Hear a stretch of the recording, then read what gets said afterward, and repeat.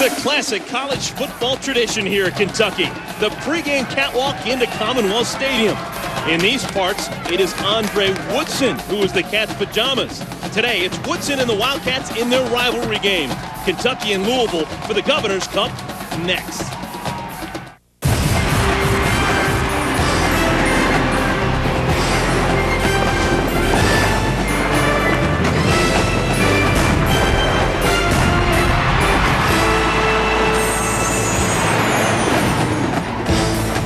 Fans from all over the Commonwealth of Kentucky have made the pilgrimage to Commonwealth Stadium here in Lexington. It is a game that has been anticipated for the better part of a year.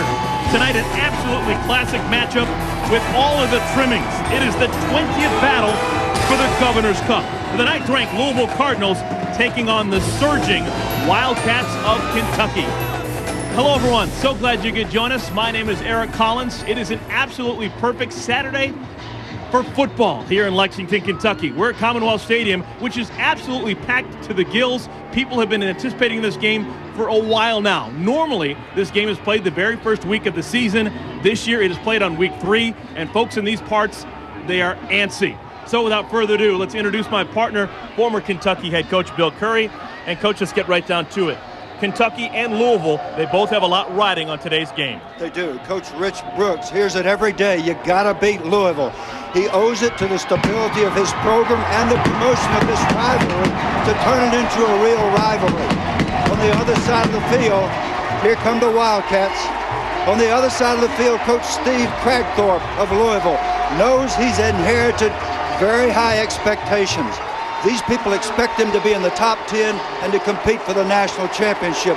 Unless they win this game, Eric, they can't do that. Yeah, we're going to have two great offenses on display today, both Louisville and Kentucky, averaging over 50 points a game so far in their first two games. And oh yes, as an added bonus, we may have two of the best quarterbacks in the country going at it.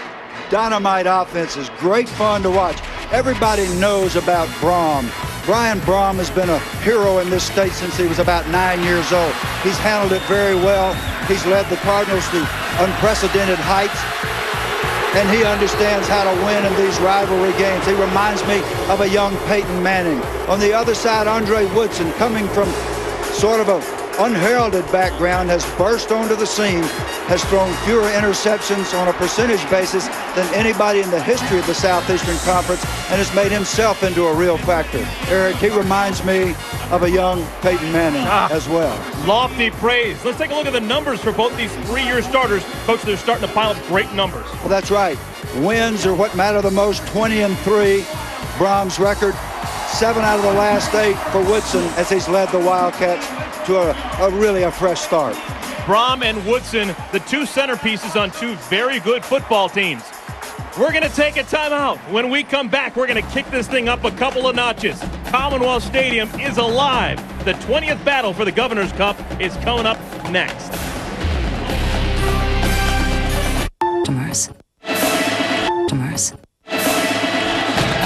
Brian Brom leads the 9th-ranked Louisville Cardinals against the Kentucky Wildcats. Brom has never lost to that man, Andre Woodson. Brom never lost to him in high school, and he has never lost to him in 3 years here as a collegiate. In case you're wondering, this series dates back all the way to 1912. There was a long chunk of time when these two teams didn't play. They renewed this series in 1994. Kentucky won that one, but as of late, it has been all Louisville. They have won 4 straight. Yeah, and they've won 7 of the last 8, and that gets to be a demoralizing factor. This is the best chance that a Kentucky team has had to win this game in a long, long time. Louisville averaging 65 points per game.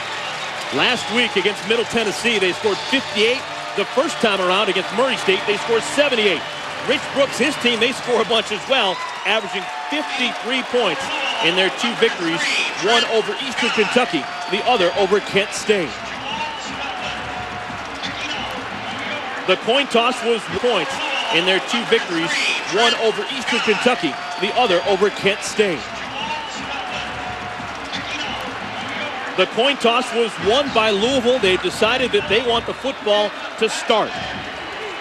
You can't blame them with offense like they play. Well, that's right. It's also a consequence of the new rule requiring the kickers to kick it from the 30-yard line, meaning you got a better chance to start out with good field position with that fantastic offense.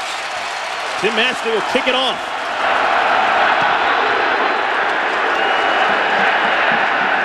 And we're underway. It is Trent Guy with the football, and Guy loses it. It looks like Kentucky has it.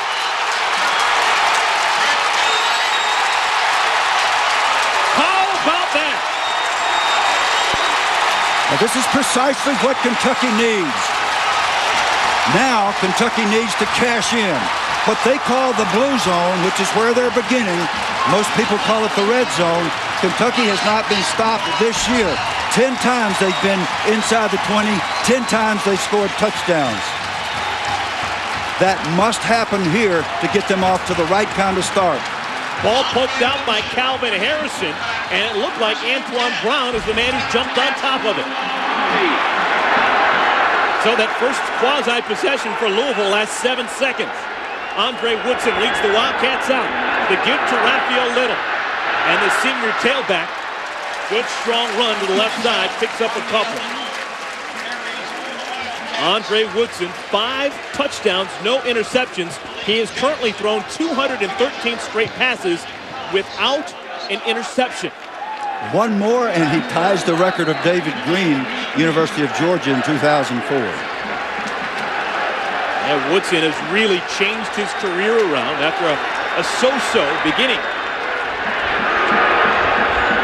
3 receivers to the right of the formation, and Woodson, his first pass, almost picked off, looking for Keenan Burton, and Woodney Tureen had his fingertips on it. Let's take a look at the starting offensive line. Gary Williams, Zip Duncan, Eric Scott, Jason Leacher was the SEC Offensive Lineman of the Week a week ago, and Justin Jeffries is the right tackle. With that pass, even though it was an incompletion, Woodson has tied David Green for the SEC record for most passing attempts consecutively without a pick.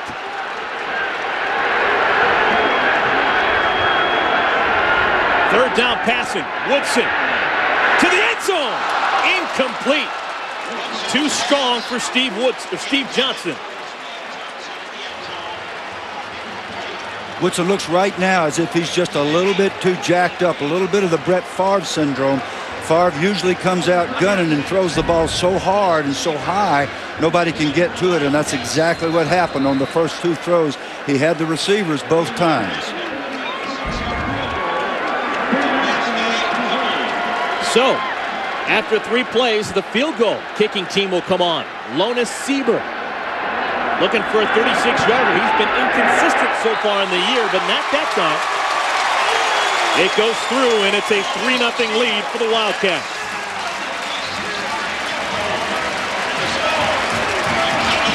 You've got to chalk that up as a defensive victory for Louisville. Louisville really struggled defensively against Middle Tennessee. They swarmed to the ball on the one running play when Raphael Little carried it, and they were in pretty good shape in coverage on the 2 errant passes. So, Rich Brooks has to be happy with the 3 points, but 7 would have looked a heck of a lot better. You need 7 every time you get down there. Unfortunately, against this kind of offense, I think it dictates that you take some chances. I think that you throw the ball in the end zone more often, and they did on 3rd down, and they had it open and just missed it. Rich Brooks has never defeated the Louisville Cardinals as the head coach of the Kentucky Wildcats.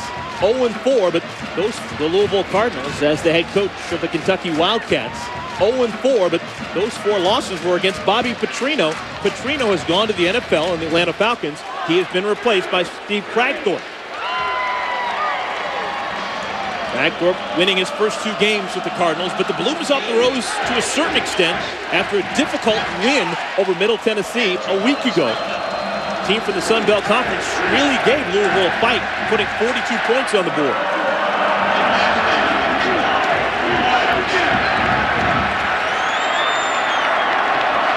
Trent Guy and Juwan Spillman back deep. And this time it'll be Spillman who's going to stay in the end zone.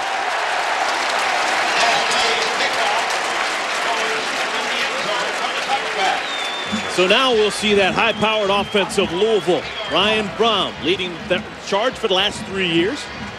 And oh, by the way, in case you're wondering, each of the first 2 games of the season, Louisville has scored a touchdown on their first offensive play from scrimmage. You and I were there last week. Let's see if they got a little magic for the Wildcats. Ryan Brom, 9 touchdowns. He's not been picked off so far this year. Fake to Anthony Allen. Looking for a bunch. Harry Douglas, pass is intercepted. Javard Lindley with the interception. Heading the other way, out of bounds, inside the 20. 2 turnovers already for the Wildcat, for Louisville. Sure enough, the intent was to go the out and up with the pump fake. Javard Lindley wasn't buying, made a nice break on the football. This is actually a ball that Brom should not have thrown. He should have gotten rid of it. Lindley's in too good a shape. Great job of turning, looking.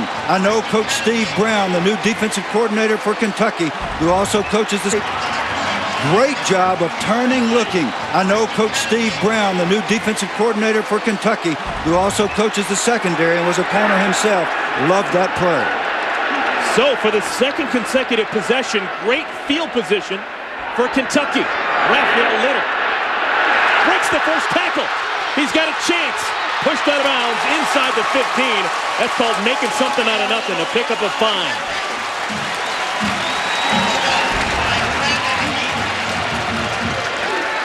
Hit in the backfield. Little has been a stalwart player for Kentucky. Peanut Whitehead right in his face, and the big defensive end can't come down with him. And that's the sort of thing that really haunted Louisville against Middle Tennessee. Missed tackles. Woodson, his first completion to the tight end, Jacob Cammey. Looks like it'll be enough for a first down.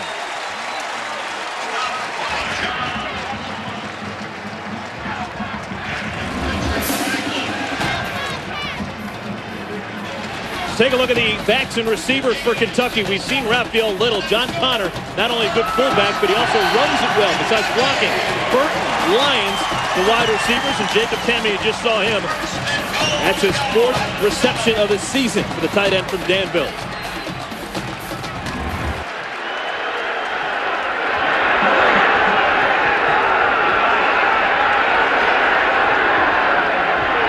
Woodson, quick hitter. Incomplete. Keenan Burton had it, then dropped it. Kentucky has been dominant in the first quarter, outscoring opponents 31-0 in this quarter. They really need a touchdown here. I know that sounds strange this early in the game, but they're up against one of the better offenses in the land.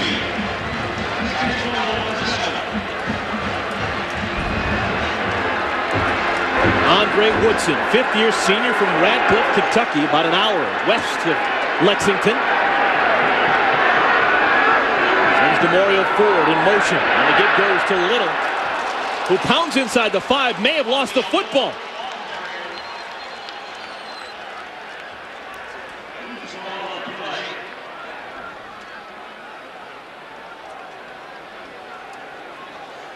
While they're unpiling and making that determination, they're calling him down if the ball did indeed come out.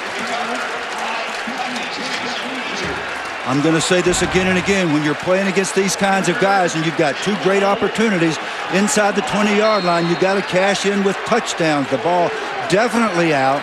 It's amazing that Kentucky came up with the football. Kentucky needs a touchdown here. It will come back to haunt them if they don't come up with a touchdown on one of these possessions. It was Jason Leger who fell on the football and kept the possession alive for Kentucky.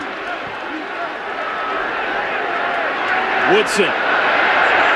Touchdown, Kentucky! Steve Johnson with the grab.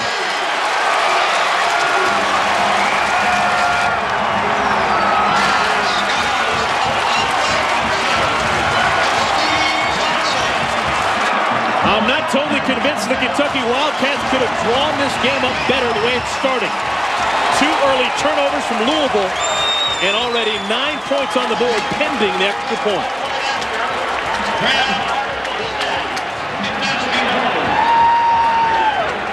Sieber looking for the extra point. It's deflected, and it still goes through. It's a 10-0 lead for Kentucky. What a start for Rich Brooks and Big Blue. A field goal and a touchdown to Steve Johnson. 10-0 is our score. We're just getting started.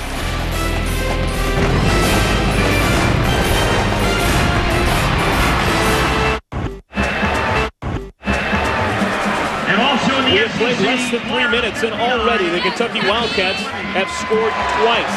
A field goal and a touchdown against Steve Crackthorpe's Louisville Cardinals.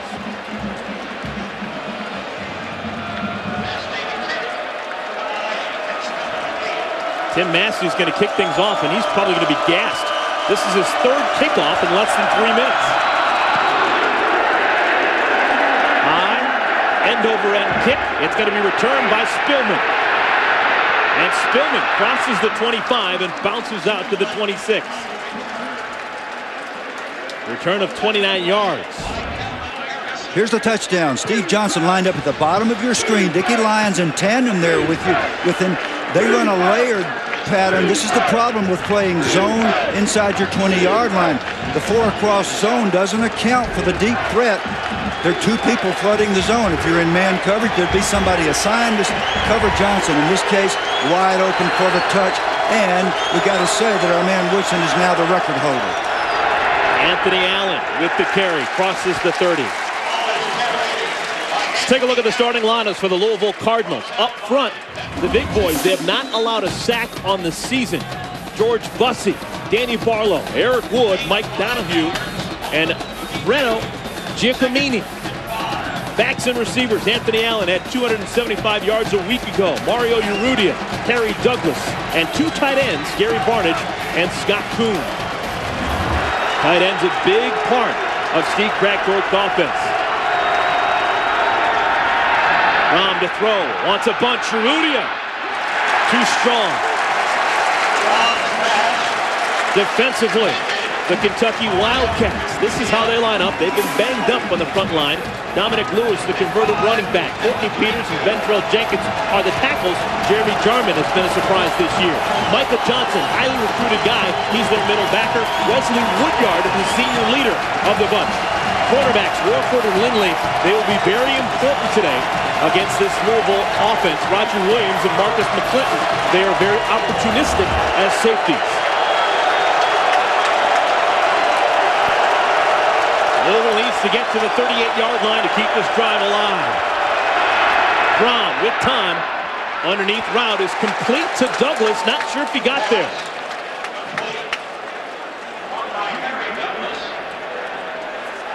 It's going to be close. Brown thinks he's got it.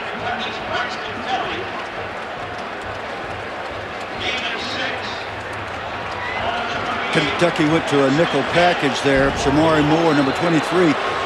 Coming in for the linebacker, 51, Johnny Williams, but he was not affected in the play. Looked like he had a hard time getting lined up. Those nickel packages can backfire sometimes. Give the first down to Louisville. Their first down of the game. Anthony Allen set back, and they give it to him. And Allen is swarmed. That's what you got to do with a big back like Anthony Allen at 6'1", 232. This is how he started out the game last week. He just pounds up in there. It doesn't look like anything happened, but he just crunches and grinds and drives, and he's got 4.5 yards, and that's what you want on first down. Louisville ranked 9th in the country. A perfect 2-0 in the year. A win against Murray State and a win against Middle Tennessee.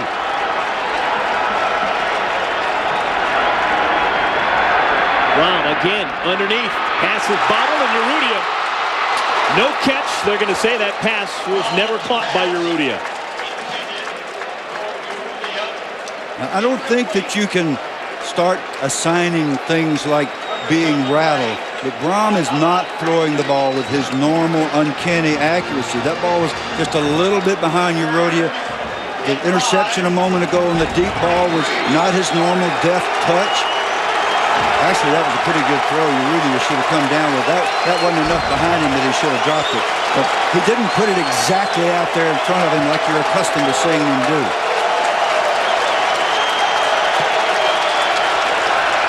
On third down, Brom swarmed, and he's down. Sacked for the first time on the year. It's Ventrell Jenkins.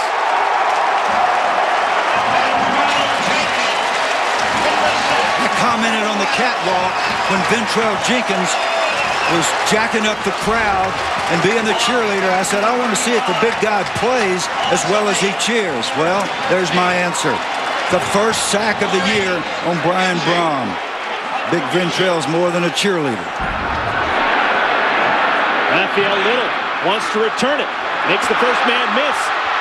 Gets out across the 40 to the 44. A punt of 35 yards. And Raphael Little returns it to the 38. Everything is going the way of Big Blue early.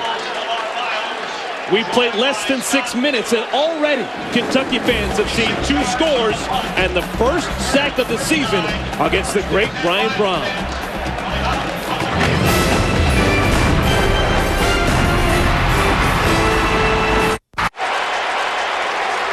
Now the country may be figuring out a little secret here in Lexington. The Kentucky Wildcats, they're playing good football lately. Andre Woodson wants a bunch, nobody home, looking for Keenan Burton. And that pass had no chance at all. Good coverage. Rod Council, step for step with Burton. Let's introduce you to the defense for the Louisville Cardinals. Up front, they haven't got a lot of pressure so far this year. Just 1 sack as a team. Brandon Cox, Adrian Grady, Earl Heyman, and Maurice Mitchell up front. Malik Jackson, he's the leader in tackles each of the last 2 years. At linebacker spot, Miles and Smith will show you the defensive backs in just a moment. Second down and 10. Woodson under center with Raphael Little, the senior tailback, behind him. Woodson wants to throw, has a man open, but he can't find Dickie Lyons Jr. Pass a little bit too strong. Here are your defensive backs for the Cardinals. Council and Woodney Tureen are the corners. Richard Ragland, John Russell are the safeties. Latarius Thomas, who we've seen earlier this year, he is out for the season with an ACL injury. Third down and 10. Coach, you've been in these games before. How would you calm down a quarterback like Andre Woodson, who looks like he's too amped? Just got to let him play. You got to keep throwing it. He'll calm down. Out of the gun. 5 receivers in the game, and Woodson throws a strike. This time it's caught by Burton, and it looks like it'll be enough for the first down. This is arm strength. This is arm strength. Andre Woodson cannot step up here. He's getting a little pressure into his face, so he just guns this thing. It's not a perfect throw, but it's a great catch, which you can expect on a regular basis from number 19, Keenan Burton. And that's another thing, Eric, that calms down quarterbacks.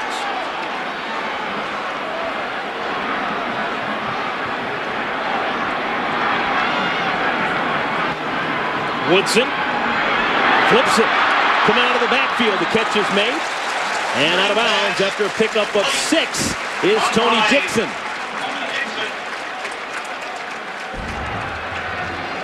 Tony Dixon, backup tailback, who's also a threat, is in the game with Little. And but for a missed block by Jacob Tammy there, he might still be running. Just a nice design play. Excellent play calling by Joker Phillips, the offensive coordinator for the University of Kentucky.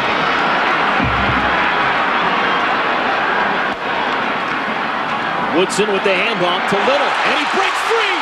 Little in open field. Brought down inside the 20. A shoestring tackle by Rod Council saved the touchdown. 30 more yards for Big Blue. This guy has been a great football player since the first time he touched it in the Southeastern Conference.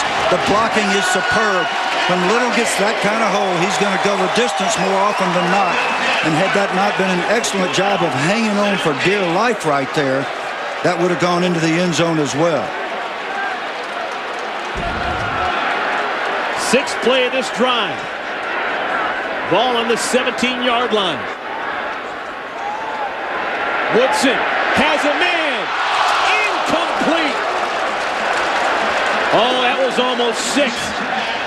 The tight end, Tammy, only able to get one hand on it. There's a rule with tight ends, and you think Tammy might be an exception because he used to be a receiver, but he's bulked up and he's a 240 guy now. You don't lead tight ends. You throw it between the 1 and the 8. He almost lays out and makes this catch. He should have laid out with both hands. I still don't think he could have caught it. A little bit tall for him.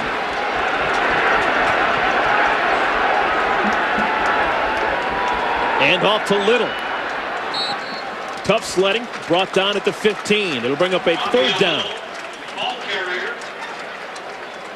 Well, Raphael Little, talk about the career that he's had. He is just the 4th SEC runner with 2,000 career rushing yards and 1,000 yards of receiving. And the first person to do it in 12 years. Nobody since those great teams in Florida where Eric Rhett was such a star has been able to do what Little has done here at Kentucky. And now they spread Little out wide. 5 receivers. Woodson out of the shotgun. They need to get to the 7-yard line. Quick hitter, Little. A lot of traffic in there, and he's got no chance. This is pass complete. So it's the 3rd time that Kentucky has advanced the ball inside the 20-yard line, and for the 2nd time they'll have to settle for a field goal. Yeah, and Rich Brooks was justifiably livid after the extra point because there was pressure up the middle, and that extra point was blocked. Should not have gone through by all rights. The fact that it did just showed that there's a problem in the protection, and that would be a real bad thing to happen on a field goal. Seaver from 32. He's already been good from 36. Well, the field goals are no problem. It's the extra points that are the adventure. Andre Woodson has led 3 scoring drives, and we have yet to play 10 minutes in this game.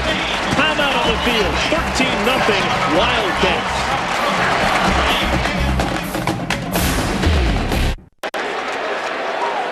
Andre Woodson and the Kentucky Wildcats getting the best of Brian Brohm and the Louisville Cardinals early. A 13-0 lead. That's Coach Randy Sanders that was talking to him. That's the quarterback coach that was brought in last year from Tennessee, who's done such a great job teaching Woodson how to take care of the football. Were he a little more accurate tonight, this score could be very different. And I know that the Kentucky coaches can't help but think they would love to have another touchdown or 2 instead of the field goals. When you're playing this kind of offense, I can't emphasize it enough, but you got to do that. Another kickoff. Juwan Spillman from the 1. And Spillman always pile driven. How about that for a stop? Ashton Cobb met him with force. And the energy in this building is all Kentucky's.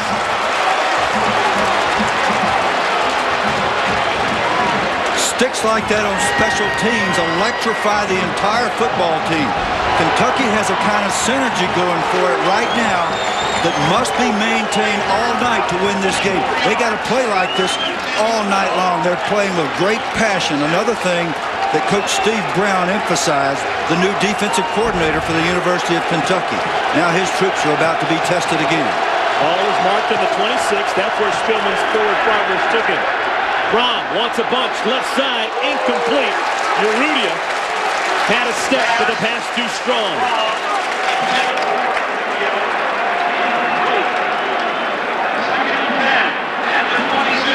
Kentucky's lining up in man free and just daring them to throw the deep ball. That's the reason they continue to throw the deep balls. The Kentucky corners, and we can't see we don't have an angle to show it to you at the outset, but the corners are up in the face of the wide receivers with a free safety. And what they're saying is, we dare you to go up top. And Louisville's done it several times without success to this point. Fans having a ball here so far. Brom sets up the screen. It's Allen out of the backfield. Is dropped at the 30-yard line.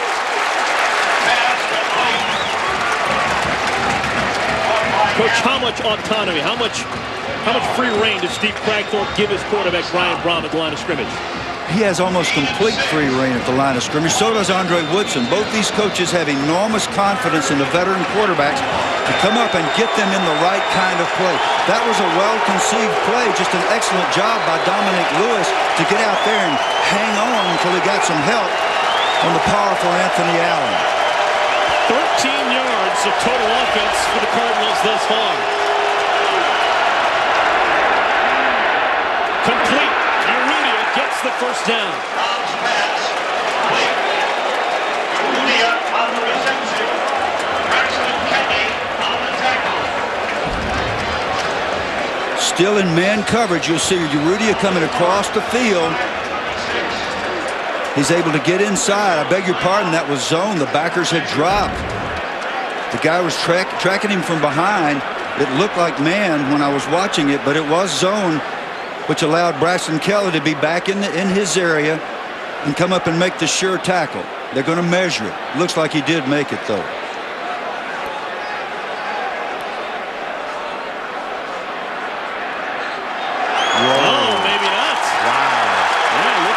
I thought that they had it. Now is this decision time for Steve Cragthorpe? Will they possibly go for it? You punt the ball. Punt the ball here. Play field position. You don't give Kentucky a chance at another short field. Kentucky had one short drive, then they had two short drives actually, then they made a long drive for the last field goal. You don't want to give them a short field. Most likely this will be an attempt to draw Kentucky off, but we shall see. And Brom keeps it himself and gets the first down and then some. Well, now I see why Cragthorpe went for it, and I'm reminded of Brom running quarterback sneaks a little over a week ago when you and I had the Middle Tennessee game. He is a great quarterback sneak quarterback. He has a great center in Eric Wood. He gets his pads down. He drives forward like he was a real running back. Watch this. You don't have anything to hit. You always make first downs with QBs that'll do that. Most QBs never learn to do that. Brom is a complete quarterback. So Steve Cragthorpe rolls the dice. And this time around, it comes up lucky sevenths. They get the first down. Anthony Allen out of the backfield. Swarmed. May have got back to the line of scrimmage. The leader of the defense, a real force out there, and I'm using the words of his coaches now. Wesley Woodyard, number 16, inside-out pursuit. Reminds me of an outstanding NFL linebacker. That's how NFL linebackers pursue inside out. If you want to play at the next level, that's how you play, with that kind of passion all the time. Woodyard, part of that first recruiting class for Rich Brooks. They have really matured into leaders. Brom. Pass is complete. Douglas with the grab. Crosses the 50 for the first time for Louisville. Big gainer. And now the Cardinals are in business. This is what happens when you play Louisville. You're getting pressure, and you're just feeling so good. All of a sudden, there's a nice pocket. Brom hits you a little curl, and they're in your territory. It didn't take but 2 plays. They can go down the field so quickly. If there is a weakness in the Louisville plan, according to their coaches, they scored too fast and put their defense back on the field too much. Kentucky having a hard time getting people on the field. And Braxton Kelly, number 56, got on the field late.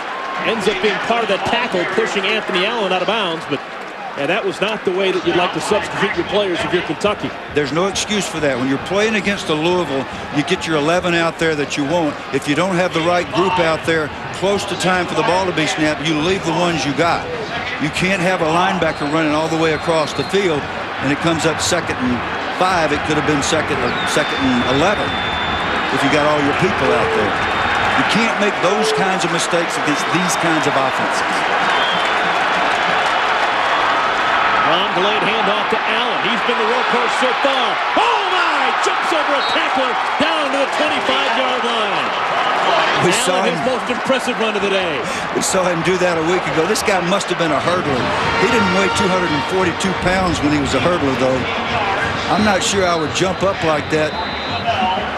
Last week it was successful. He hurdled a guy completely, and see, when you duck your head, you give a guy a chance to do that. Who is that with his head down? You don't want to see the top of that blue headgear. Roger Williams is the man who got hurt. Keep your head up, man. You can get hurt bad. You better be glad he jumped over you. 9th play of the drive. Allen again. He's just a battering ram. They're going to use him until he can't go anymore. Well, I don't think there's a time when he can't go anymore. He carried it about, seemed like 50 times when we saw him last week. 35 carries, 275 yards. 275 yards. One of the better nights I've ever seen a back have. And that big offensive line is starting to take charge now. Mike Donahue had trouble in pass protection a couple of times, but Eric Wood, Danny Barlow, and the now highly touted George Bussey, the left tackle, starting to take over this game. And on a very important 2nd down and 7, Brian Brohm wants to talk things over with his head coach.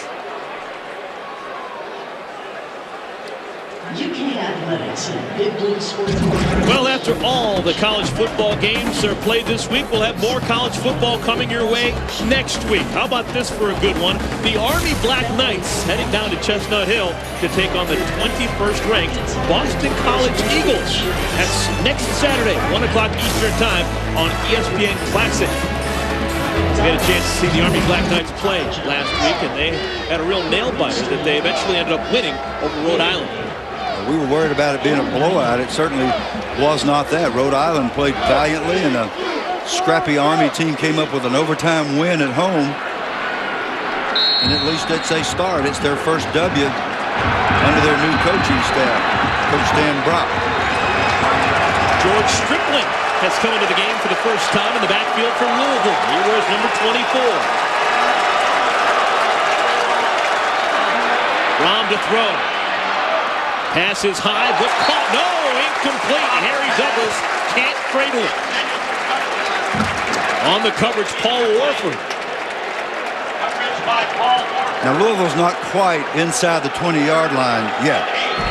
But if they get inside the 20, their track record this year is 15 for 15, 100% scores, and 11 of those, or 73%, have been touchdowns. So this becomes significant in a lot of ways, this field position. This is a big down and a needed stop for the Kentucky team. 11th play of this drive. Brohm with time. Line drive is caught. First down and then some. The veteran, Harry Douglas, with his 2nd catch of this possession.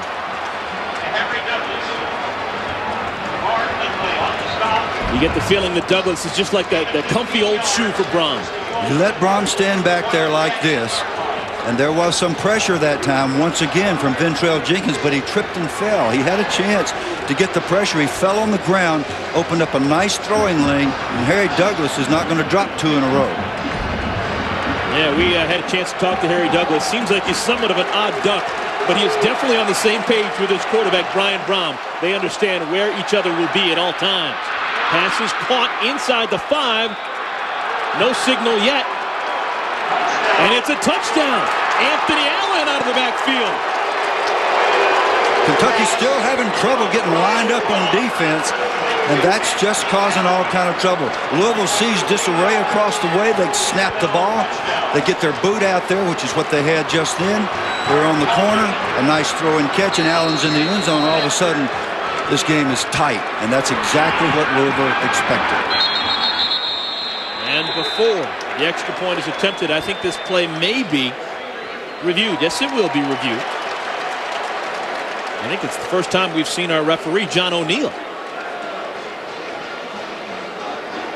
So this play will be looked at one more time just to make sure it is indeed a touchdown for Steve Kragthorpe and the Louisville Cardinals.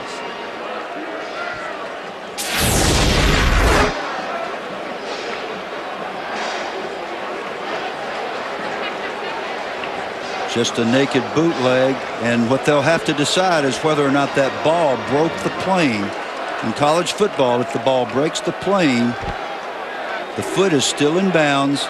That's a touchdown. It touched the pylon before he went out of bounds. You see his right foot on the ground in bounds.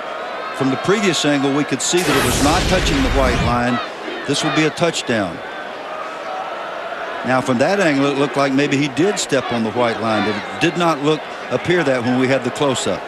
They got better angles than we do. Here's the angle. Here's the angle that I saw originally. His foot is in bounds. If the ball touches the pylon, it is a touchdown.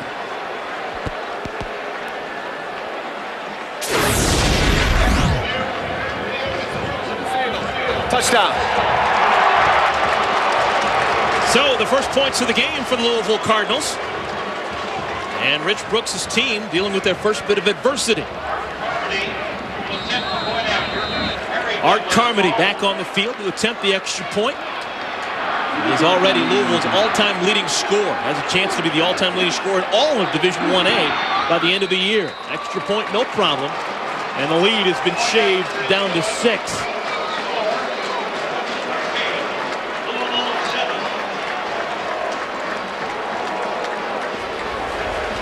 Now, Coach, an impressive performance there by Louisville. They converted a 4th down their own side of the field. They had a couple of 3rd downs and fairly significant that they were able to convert, and they're scoring for the first time for Steve Kragthorpe. Well, I think Steve Kragthorpe is one of the really outstanding young head coaches in America today, and Louisville got him because of his relationship with Tom Jurich, the fine athletic director at Louisville. They've worked together before, and Steve said he would go almost anywhere to work for Tom Jurich. He brings a special kind of mystique and a special kind of he'll roll the dice a little bit. That was a risky thing to go for it on 4th and short. I think the fact that Brom is such an outstanding quarterback sneaker, and the fact that Eric Wood is the center is probably the reason for the risk, but it gave them a chance to go on down and get a score. And of course they're right back, and this place has gotten very quiet. They're not just in the game, but the Kentucky people are anxious because of what's happened in the past.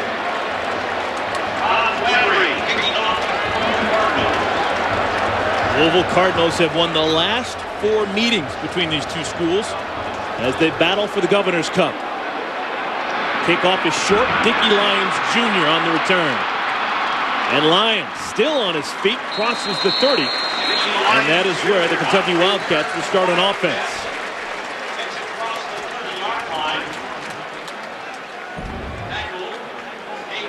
Here's the 4th down. Watch the surge by the big offensive line and the powerful quarterback, the big guy with strong legs, getting his pads down. You don't have anything to hit. If you're a D lineman, you get knocked back. If you're a linebacker, you got nothing to hit. So it's a 1st down. Riverboat Gambler. Steve Kragthorpe rolling the dice. No problem. 4th drive of the game. For the Kentucky Wildcats, the first 3 have resulted in points. 2 field goals and a touchdown. Passes low to Burton. And they're going to say it's a catch. Burton's one of those guys that makes the QB look good. He grew up a Louisville fan. He was practically on the Louisville campus, and he wanted to play for Louisville. He was not offered a scholarship. He came here. Joker Phillips says the best player I've ever coached and the best person I've ever coached.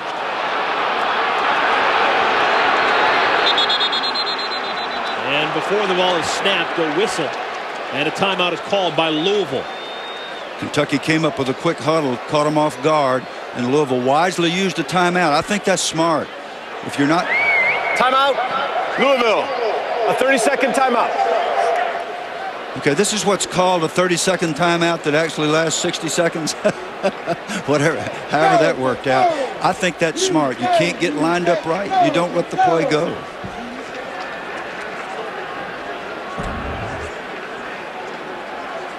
This is the play just a moment ago.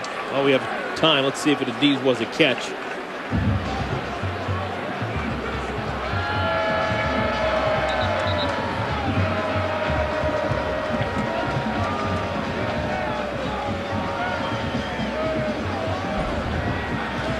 it sure looked like a catch. There is a thing about the hand being under the ball and whether it touched grass as he caught it. And I don't know if Louisville took the timeout in order to have that evaluated, or if it was because they were having a hard time getting lined up against the quick huddle. Apparently, it was the latter rather than the former. Woodson under center. Raphael Little, this tailback. The fullback behind him is John Connor. And the handoff goes to Little. The senior out of South Carolina barrels across the 40, close to the first down marker. The first tackler never tackles Raphael Little. I would have the ball in his hands 30 times a game, and I wouldn't be surprised if that is exactly what Kentucky does tonight. That was just a little counter roll, beat with the lead by the fullback, and they're back at the line of scrimmage. Heck of a career for Little. 134 yards a game he's been averaging so far in his go-around with the Wildcats. This may be the final play of the first quarter. Woodson to Lyons, complete. Oh, someone's mouth guard went flying, but it's a good gain on first down, a pickup of 9 for Lyons. And that'll do it. We have 15 minutes in the books, and this the 20th battle for the Governor's Cup. So far, so good. A lot to cheer about if you're a fan of Big Blue. The Kentucky Wildcats on top of the Louisville Cardinals, 13-7.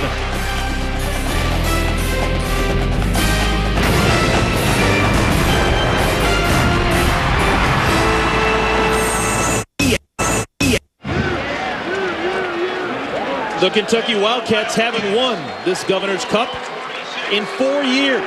So far, so good. After 15 minutes, they're ahead 13-7. First down and 10. Ball on the 46-yard line. Delayed handoff goes to Raphael Little. And Little picks up 6.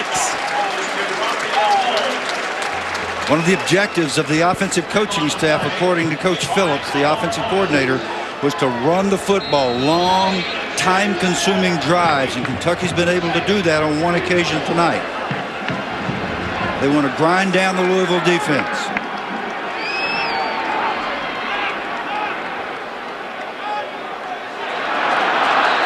Louisville may have been offsides. This play has been blown dead. No play, and we're going to have to sort this one out.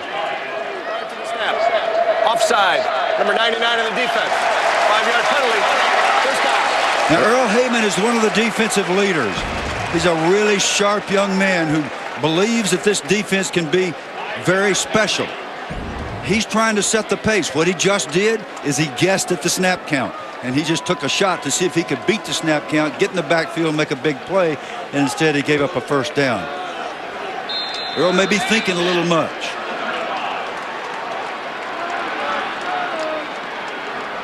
Woodson has already completed passes to 5 different receivers in today's game. Little spun down after another good gain on first down. I'll say this again. You never see the first tackler bring down Raphael Little. That's one of the marks of a great back. He should have been hit in the backfield here, but he always slips that first guy. Now, when he does that, he's vulnerable to the second man in, and the second man in, Ragland, makes a nice tackle here, as he should. Little already with 52 yards rushing on 8 carries.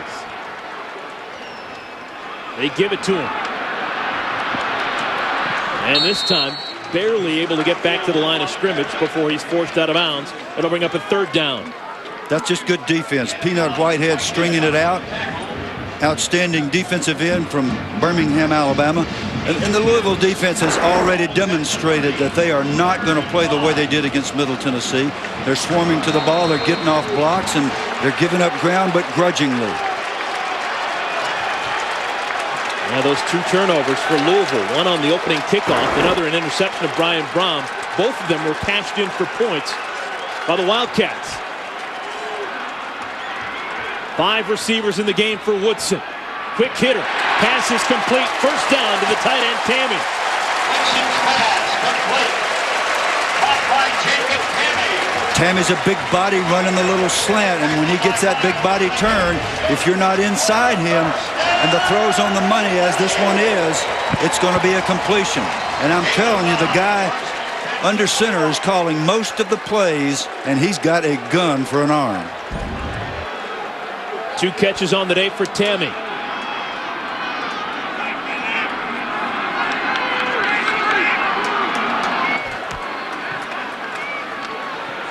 Woodson, another quick toss. Keenan Burton, good run after the catch and gets down to the 10-yard line. Burton desperate for a win against his hometown team. Louisville kid who has never defeated the Cardinals. Battle for the Governor's Cup here in Lexington, Kentucky. Commonwealth Stadium, with today's crowd of over 70,000, is technically now the 3rd largest city in the Bluegrass State, with the 70,000 plus in here. Louisville wearing the white and the home blues of the Kentucky Wildcats. Well, with Bill Curry, my name is Eric Collins, and so far so good for the Wildcats. Inside, the senior, Raphael Little, touchdown, Kentucky.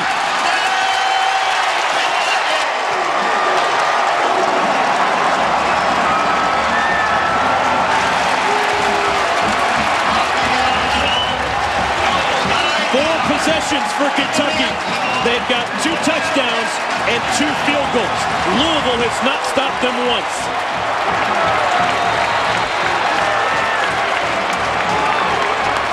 That was excellent work up front, but the little man with the big heart, 5'10", 195, Raphael Little, ran through the pile. Extra point hits the upright and is no good. So extra points continue to be an adventure for Lonas Sieber. And Kentucky will have to be content with the 19 points. Raphael Little, his 2nd touchdown of the season. He was not to be denied.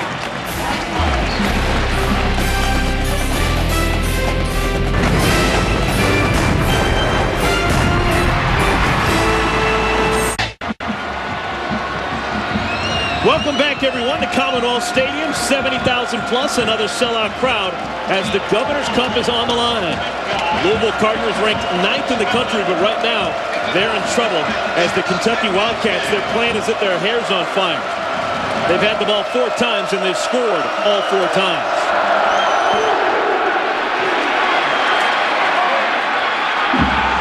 Juwan Spillman on the return. And he's tackled at the 10 after a gain of just 7. What an honor it is for me to be here. It's been a long road for me. And when you start trying to get into coaching, you just dream of having an opportunity. I'm a baby, I'll start crying.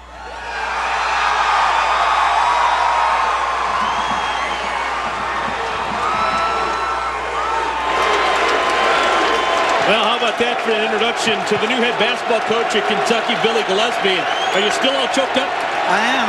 After tonight, it makes it even more special.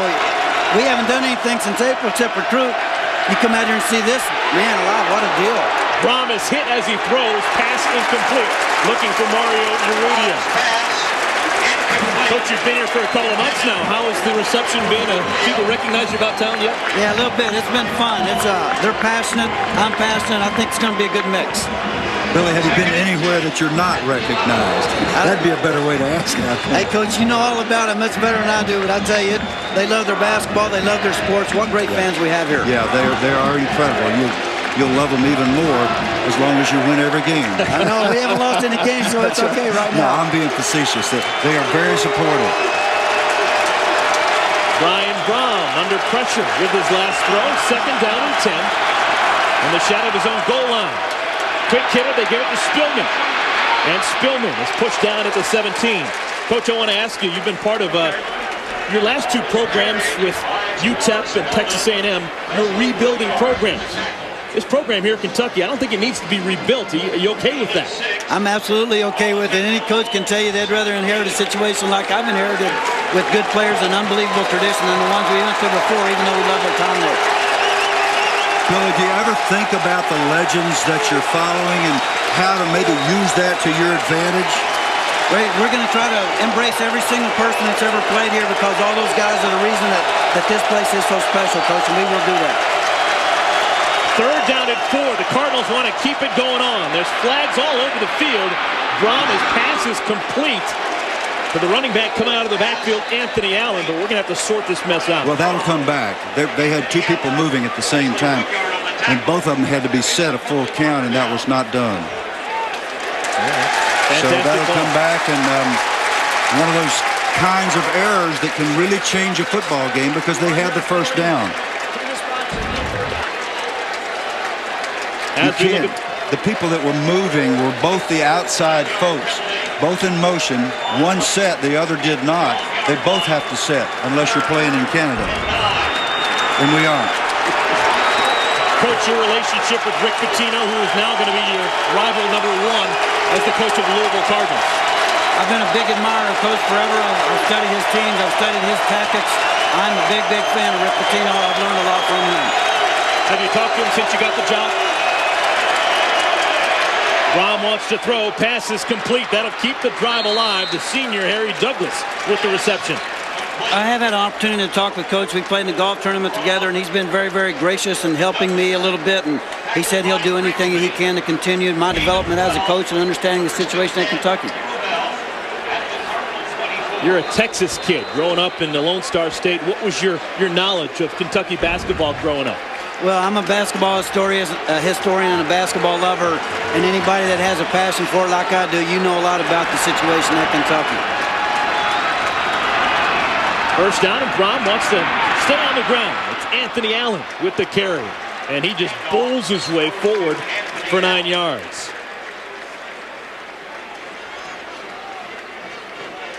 Now, Billy, you came from a school that plays pretty good football at Texas A&M. What's the key ingredient to have both programs going well at the same time, football and basketball? Get good players.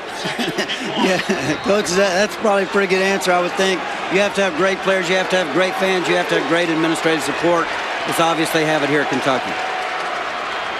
Again, to the ground. This time, George Stripling picks up the first down. All right, I'm going to ask you to analyze yourself, give people here in Lexington a chance to know you a little bit better. What do you think is the best thing that you do as a coach?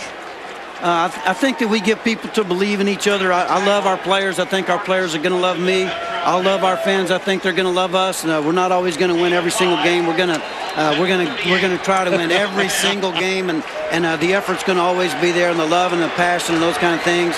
And I think that's what Kentucky fans are made out of, love and passion for their sport and their university. Fresh set of downs for Louisville. 3 receivers in the game. And Brahm again utilizing George Stripling, who has stood up and dropped down at the line of scrimmage. Bill, would you describe yourself as a specific kind of basketball coach? Or do you have a style or a tempo that you emphasize no matter where you coach? I think we're a high percentage outfit. We've led the nation or been in the top 4 or 5 in the nation the last couple of years. Offensively, one of the best defensive teams in the country. We're going to be pressure defense no matter what. We're about a 95% man-to-man team. We're going to try to force our opponents to play at a pace that they don't like to play at. You have been watching Coach Pitino. Well, he's been doing it for a long time and doing it really well. Brahm under pressure. Sacked for the second time tonight. Travis Day got a piece of him. And right now, it looks as if Kentucky's winning the battle at the line of scrimmage. Well, what's happening is Steve Brown has a strategy. He's going to get in the face of the receivers. He's going to try to get Brahm to pull the ball down, to double pump, to hold it a little longer than he would like. And that's exactly what happens here. Then you got a chance to get there.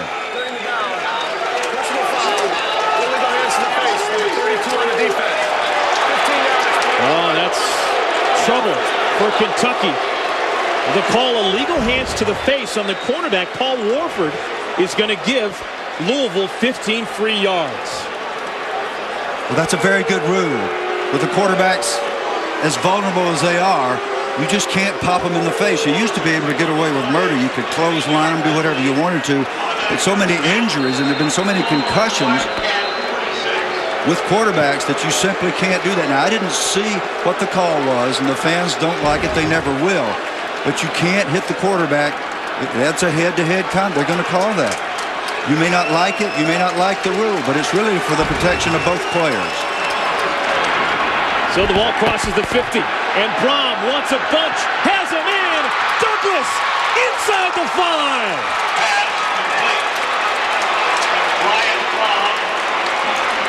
Well, Coach, they're going to ask you to leave us here. You're not very good luck when you're here for the locals. I tell you what, both teams seem to be playing extremely hard, and what passion the fans on both sides have. What a great deal for college football. This has been the strategy of Louisville all night long, and this is what they're going to keep on doing. As long as those corners are up in the face of the receivers, Lindley trailing just a couple of steps, but that's plenty as Brom has that uncanny deep accuracy. That's probably what he does best. So, first down and goal to go, ball at the 4. Let's see if they try and power it in. They fake to Allen. Back of the end zone, ball tipped. Great defensive play. That was a sure touchdown before the deflection by the senior Woodyard. Woodyard probably feeling a little responsibility after the penalty. Great job to get up and get a piece of that. And you speculated about whether they would hammer it in, and they've answered. They're trying to go back to the same thing that they scored with the last time, which is just a naked boot with the fullback in the flat and the tight end drag. It was there, but a great play by Woodyard. They're going to need a couple more here. Neither of these teams has been denied inside the red zone for the entire year. Hand off, and Allen drops down at the line of scrimmage. Coach, we've got a moment here. Paint the picture. You're a notorious workaholic. Before the season even starts, what's your day look like nowadays? Get up early and stay late. We're recruiting like crazy. We were able to start our workouts today with our entire team. We're developing that relationship. We're trying to get out in the community as much as possible. I get, just like a life of any coach, get up early and stay late and try to do the best job you can all day long. How many hours of sleep did you get last night? I don't get many. You can see the dark circles under my eyes. All right, big play here coming up for Louisville. Third down and goal. And they're going to think about it.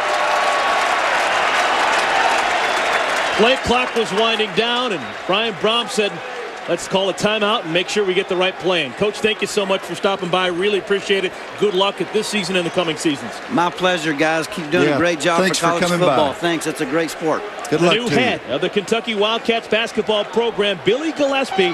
What a job he has. And, well, he's got some talent and a track record to make it happen. We'll take a timeout. When we come back, it's a big third down and goal for the Louisville Cardinals.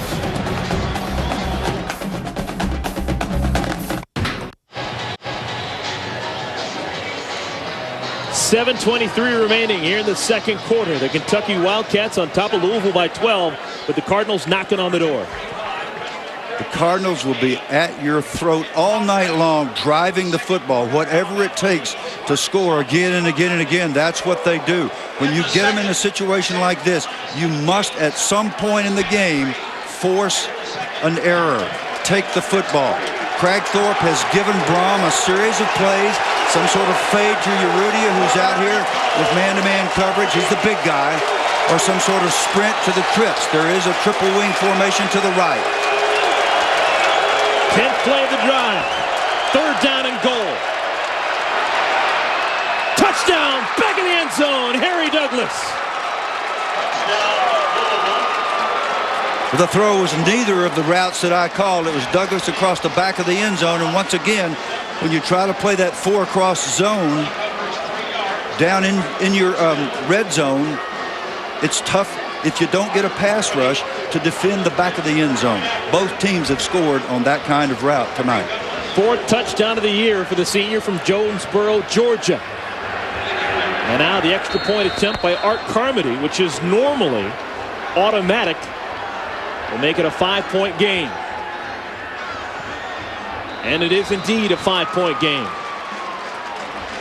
So the Cardinals flag flying a little bit higher after that touchdown.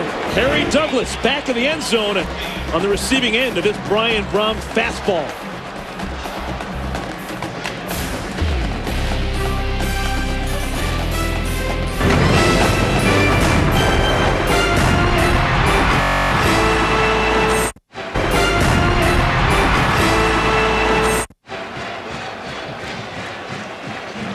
70,000 plus. This the 20th edition of the Governor's Cup. Brian Brohm leading his Louisville Cardinals on a long touchdown drive. And it is a 19-14 lead for the locals here in Kentucky.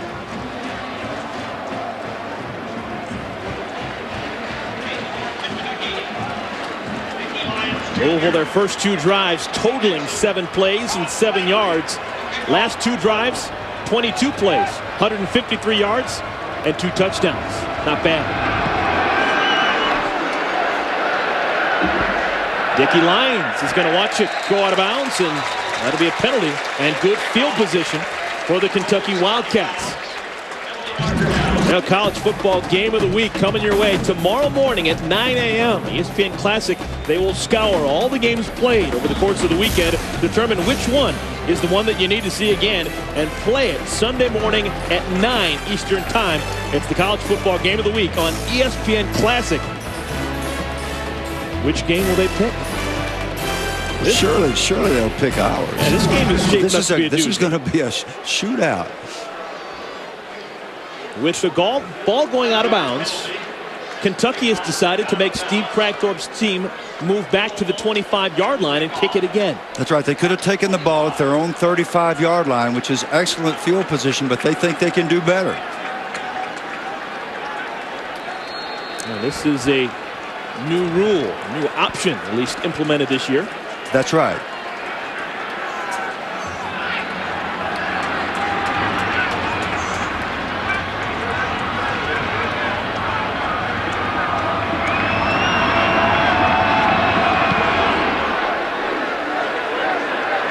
Lyons fields at the 15. And Lyons gets out to the 34. So maybe they should have taken it on the 35. Well, it would have given them an extra yard, but Lyons is always a threat to go the distance. Keenan Burton is a threat to go the distance. Raphael Little, whoever they've got back there, they've got such wonderful returners. All right, Coach, Andre Woodson's going to go back under center. What's the best thing that you think that he does? Well, I think the best thing he does is to get him into the right plays. He calls most of the offense at the line. There he is, barking out the signals. And they decide on a run with the senior from Anderson, South Carolina, Raphael Little. Good gain on first down, a pickup of 6. Now, if Louisville can do what they just did, they waited for him to go to the audible, then they adjusted their defense and moved to a 7-man front with a 2-deep secondary and hard corners, and that means they're playing the run with 7 defenders. If they can do that and slow Kentucky down, then they can play good pass defense as well. Tony Dixon replaces Little in the backfield. And they fake it to Dixon. And out of the backfield, he makes the catch and is quickly swarmed and dropped by Malik Jackson. Yeah, I think Malik Jackson and Lamar Miles, Preston Smith, and those guys up front have heard enough about their performance a week ago. And even though they've been scored on here tonight, they are not being manhandled the way they were by Middle Tennessee. This is not the same. They're playing much faster. They're tackling better. That was a very sure tackle on a great player by an outstanding linebacker. Adrian Grady, a good nose guard, looking across the line of scrimmage at Woodson.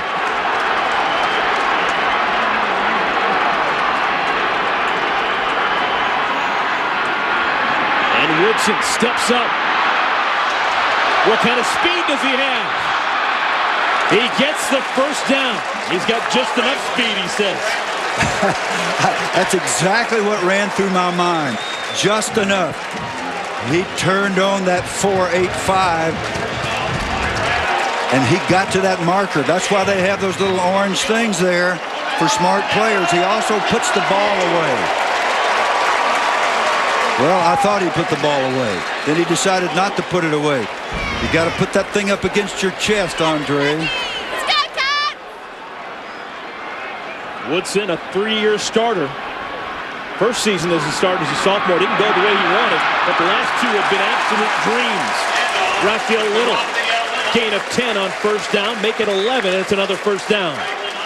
Center Eric Scott, Jason Leger, Zip Duncan doing a nice job up front for this man who's been doing it all night. I repeat, you will not see the first man bring him down. Explosive, powerful, consistent. Raphael Little is a difference maker for the University of Kentucky. Nice job by the big guys, too. When they talk about Little, they talk about his desire, his want to.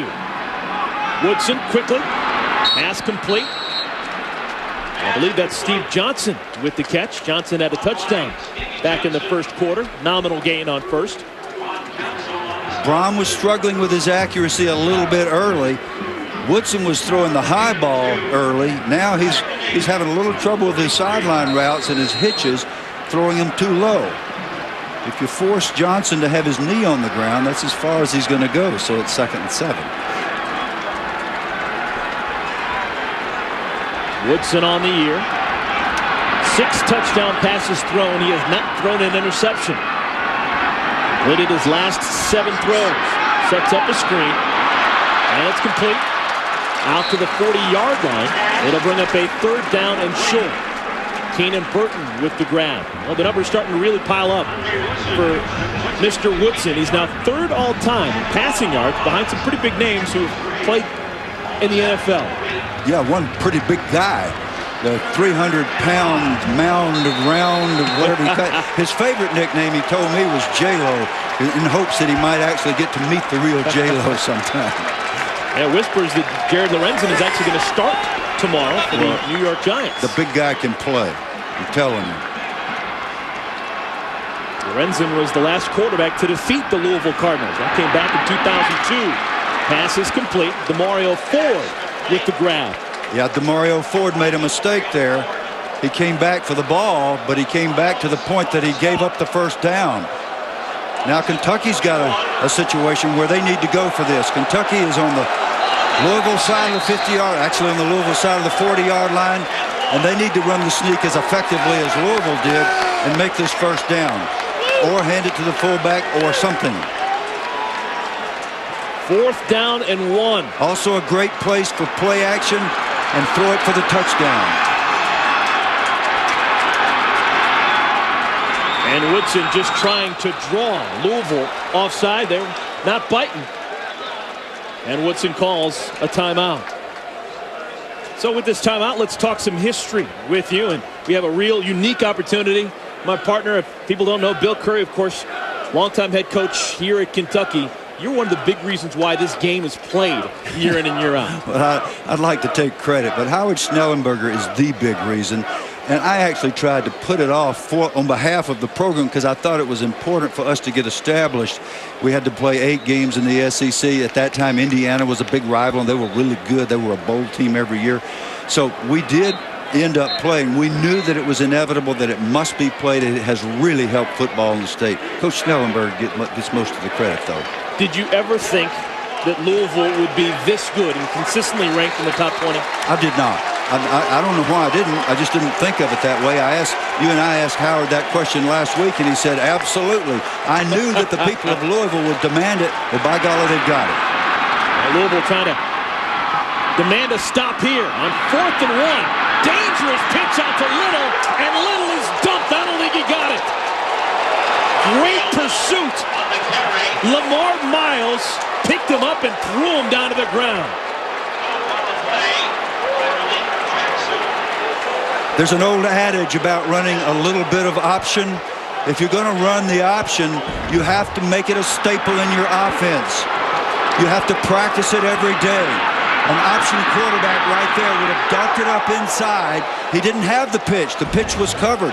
When he pitched the ball, you can't really blame him. He has not repped it enough. That's a coaching mistake on behalf of the offensive coaches of the University of Kentucky, and it cost him a huge first down. And now the prolific offense of Louisville comes back on the field with the ball at the 36-yard line. They've scored touchdowns on the last 2 possessions. Anthony Allen with a head of steam gets out to the 45. This is what happens with Allen when he gets in behind those big guys, those big tight ends, Gary Barnidge, big tackle Brino Giacomini.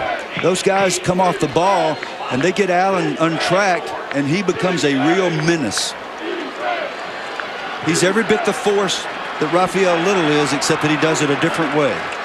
2.5 minutes remaining. First half, both sides with just one timeout remaining. Braun. Pass is complete. Douglas again. HD TV, they call him. And at least he calls himself. He is a clever guy. He's what's called a money player, and I mean that as a compliment. When the chips are down, you just watch Braun. He's going to call something. No, you don't look for a specific receiver, but he would like to throw it to Douglas.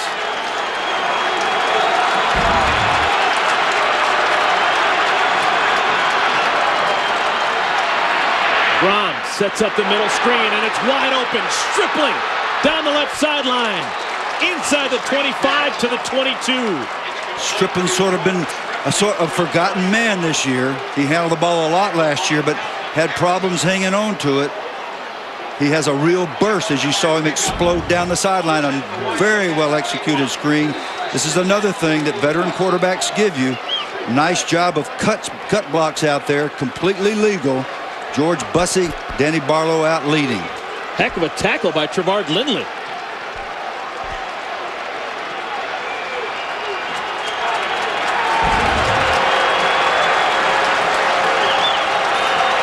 Ball on the 21-yard line. Braun again finds his best friend Douglas to the 10-yard line. In the zone coverage, when everybody drops, Douglas loves to come underneath. He has no compunction about catching the ball in traffic. He will catch it. I don't care if there are linebackers around. He'll get clothesline. He'll hang on to the football most of the time. We saw him cough it up last week, only to have Barnidge recover it in the end zone for a touchdown. Louisville Cardinals, they've won 4 consecutive games against their in-state rivals, the Kentucky Wildcats. They were down early. They've got a chance to go ahead. Delayed handoff. Allen. Touchdown, Louisville! That's too easy. Louisville is taking command of the football game. Their offensive line, which Rich Brooks describes as a dominant force, the single most important factor on the Louisville team, has taken command of the game. Third straight drive against this Kentucky defense that has resulted in a touchdown for the Cardinals. People on the ground, people being blocked, and people missing tackles, whereas the body language was swift and sure a little bit earlier. The defense for Kentucky is already tired, and we're not out of the first half. And now there's a timeout on the field. Louisville has just used their last timeout, up by 1. Are they thinking about a 2-point play? Well, with the extra point missed by Kentucky, it's possible that they would want to go to make it a 3-point game. I think that would be a mistake. You've got, when you're going for 2, the assumptions made by most of those sheets that coaches use are that it's the last score of the game. Well, Louisville will score again. You got a better chance of making 2 points by kicking it twice than by going for 2 twice. That's what they're going to do. Yeah, they are going to go for the extra point. Well, it looks like they're going to. You never know. You never know with Cragthorpe. And they do have a dangerous holder. Harry Douglas is the holder for Art Carmody, so obviously you can do a thing or two with number 85.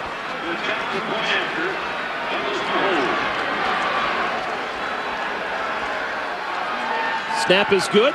Extra point is true. Carmody keeps on keeping on, and Steve Cragthorpe is jazzed. Now, Eric, you said a few moments ago that this team for Kentucky was playing as if their hair were on fire, and you were right. Everything has changed in this stadium. The Louisville offense has gone down the field after a bold attempt by Kentucky to run an option in an unfortunate situation. The Louisville defense responded, nailed the play. The takeover was a short drive from about the 40-yard line of Louisville, and they took it in as if it were child's play.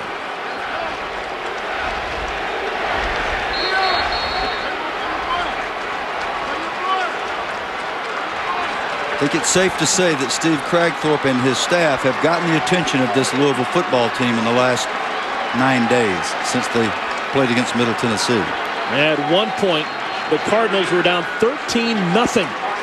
in today's game, and they have reversed that. They're now on top of Kentucky, 21-19.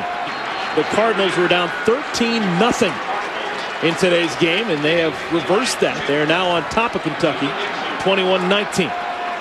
After you're right, Coach, a difficult last 9 days. They won over Middle Tennessee, but a disappointing performance for Louisville in their 58-42 win. Kick is deep into the end zone. Lyons takes it about a yard deep. And Dickie Lyons brought down at the 22.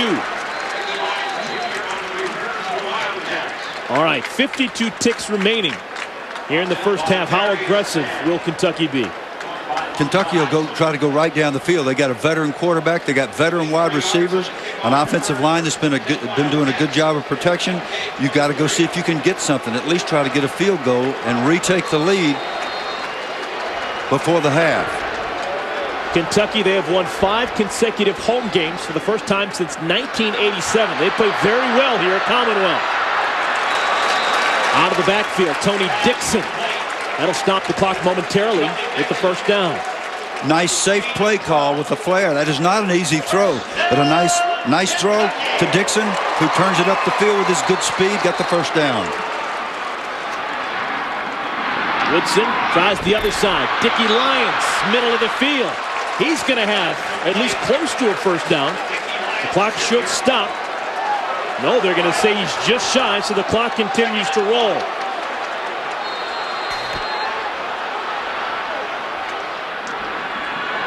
Woodson quickly to Burton, and Burton is dropped at the 48-yard line.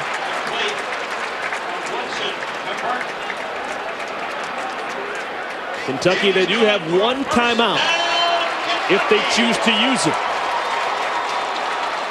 And Woodson decides to just clock it. Yeah, they'll try to save that for the field goal attempt if they get within field goal range of Siebert. Keenan Burton made a clever attempt to roll over the defender and get out of bounds, but he didn't fool the official with it. At halftime, keep it right here.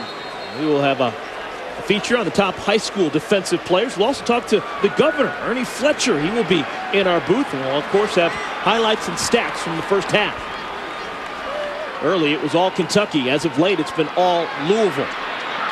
Bullet, Burton with the catch, and now they'll have to at least get to the line quickly or call the timeout. They'll clock it again. Gain of 14 to Burton. And if Woodson clocks it quickly, Louisville's got a man on the field. They can't get off in time. Now he does. It's amazing that 2 seconds can go off the clock in a home game when it only takes that long to drop it on the ground. All right. One thing that drives coaches crazy is those little inconsistencies, because there's a lot of difference in 9 seconds and 8 seconds right here. How aggressive will Louisville or Kentucky be here? Go to the end zone or just get closer for a field goal attempt? They'll try to get close enough to kick one.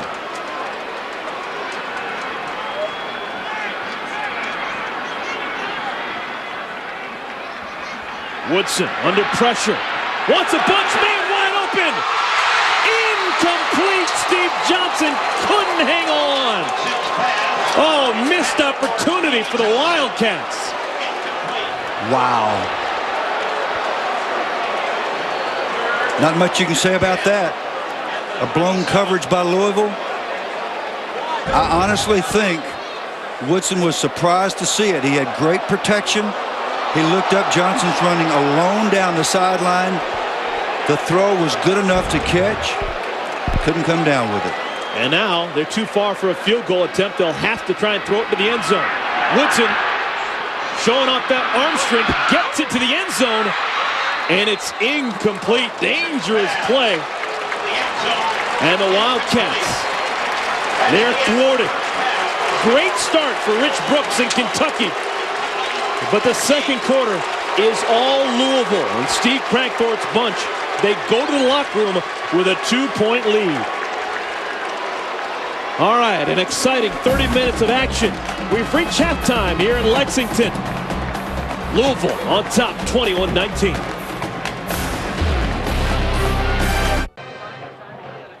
It's halftime here in Lexington, Kentucky, where Louisville and Kentucky are battling with the Governor's Cup on the line. Now let's go to the ESPNU studio, where Lowell Galindo and Craig Hobart introduce us to some of the best high school defenders in the country. Welcome. Where Lowell Galindo and Craig Hobart introduce us to some of the best high school defenders in the country.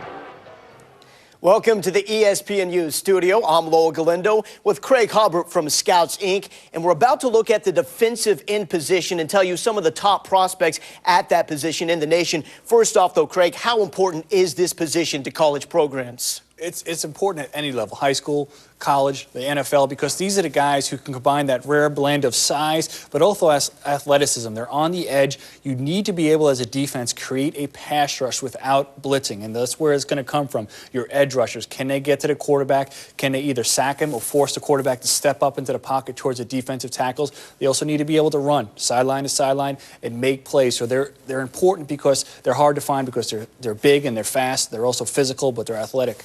Craig watches a lot of tape, and then he takes that knowledge and puts together the ESPN 150. Here are the top defensive ends in that class.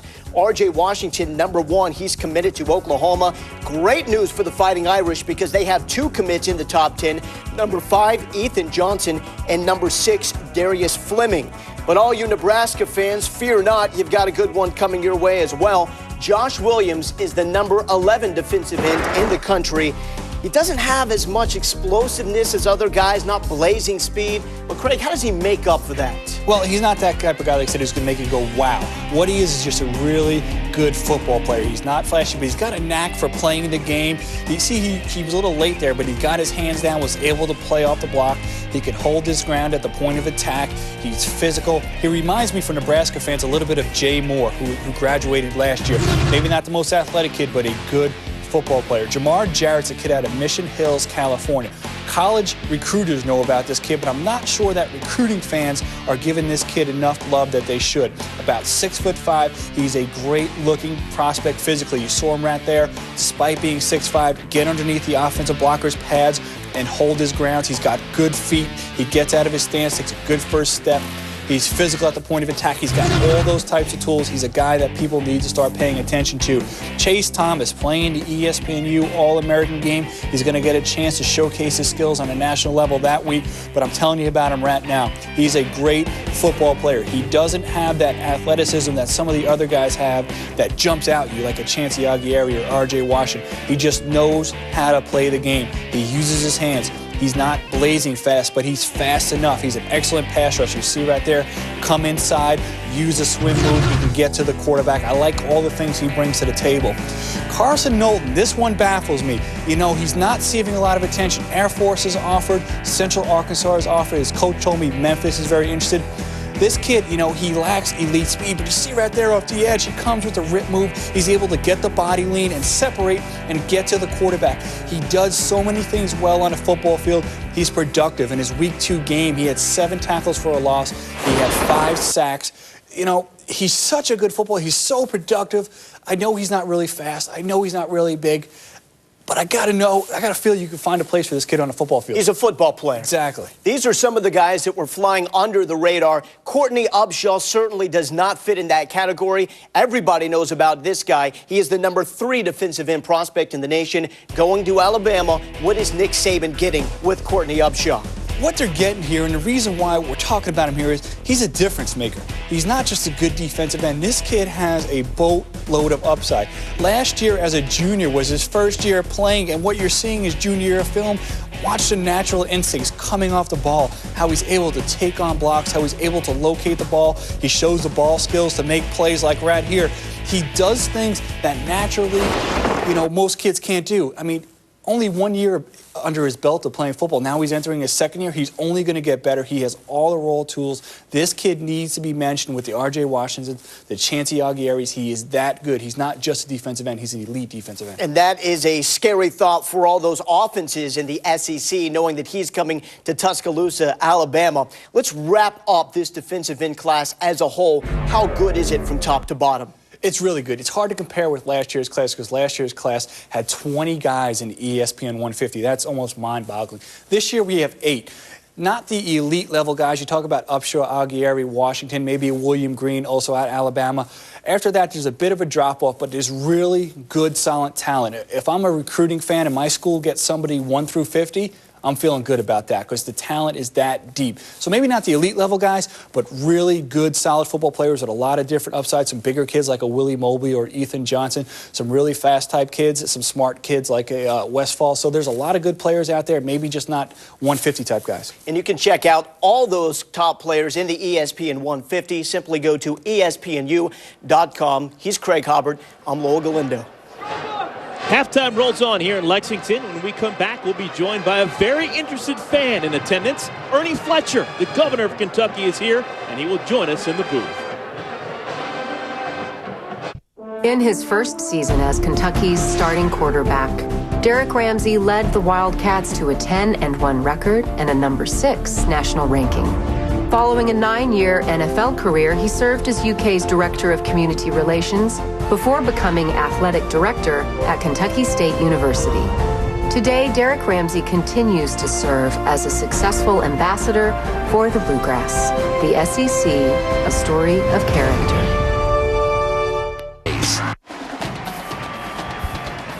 After 30 minutes of play in the battle for the Governor's Cup, Louisville on top of Kentucky by 2.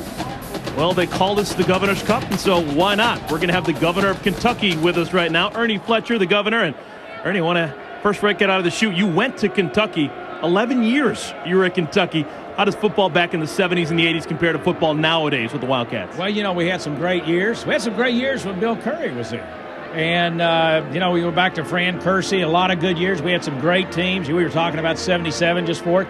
I think we got a great team here, and I think UK is doing very well. Obviously, U of L, nationally ranked. We're playing some real football here in Kentucky, and, you know, we've been for a long time pretty good at basketball. Now we're starting to play some good football in both teams, and it's a new era. Governor, have you seen an impact, either economic or in terms of spirit or the effect on schools from this rivalry specifically between Louisville and Kentucky? Well, there's no question. You know, this is one of our biggest rivalries in state, and I think it's good. It really puts a focus, too, on our universities here in the Commonwealth, and that allows us to put a focus on education particularly. And I think, you know, one of the important parts of athletics is that it's a very important part of academics.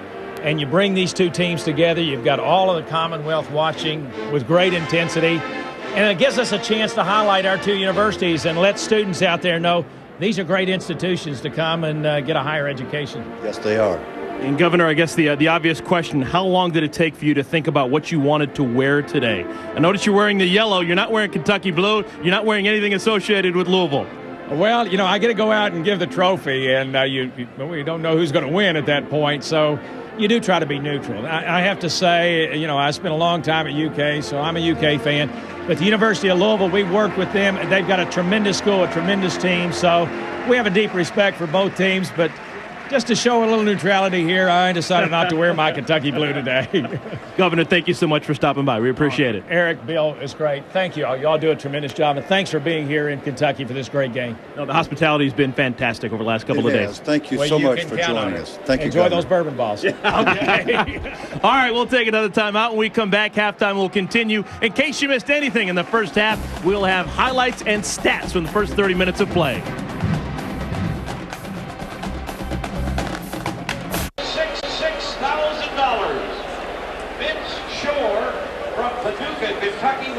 Welcome back, everyone. 2-point game. After 30 minutes of play, the Louisville Cardinals, currently ranked 9th in the country, on top of the Kentucky Wildcats, 21-19, with former Kentucky head coach Bill Curry.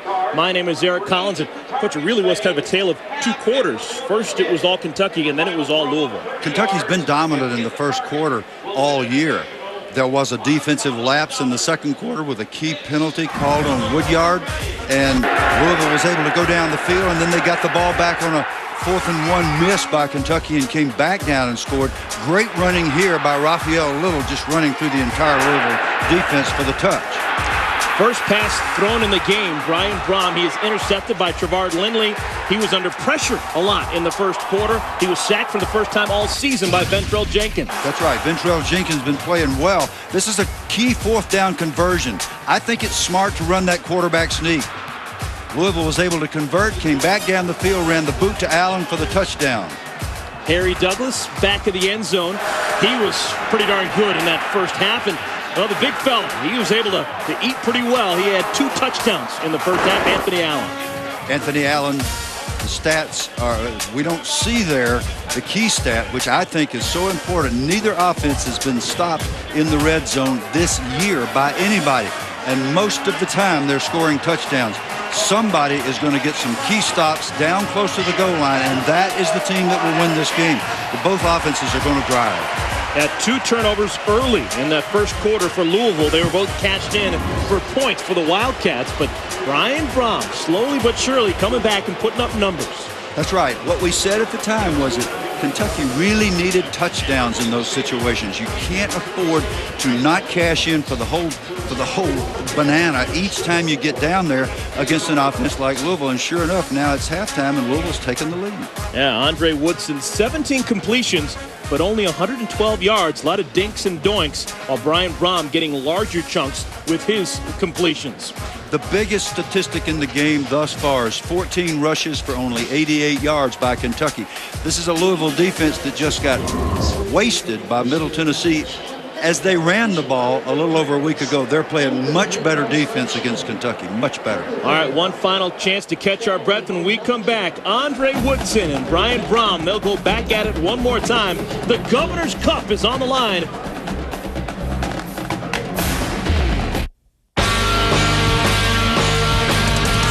If your first impression of the University of Louisville is Cardinal football, take a closer look.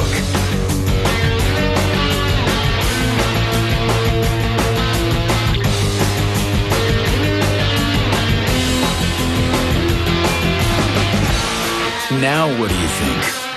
The University of Louisville, dare to be great.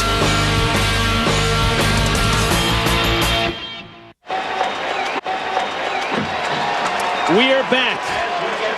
Second half action. Andre Woodson and the Louisville Cardinal and the Kentucky Wildcats will have the football first. Brian Brom will have to rely on his defense that normally is very good in the second half. So far in 2 games on the year, they've given up 64 first half points, but just 7 in the second half.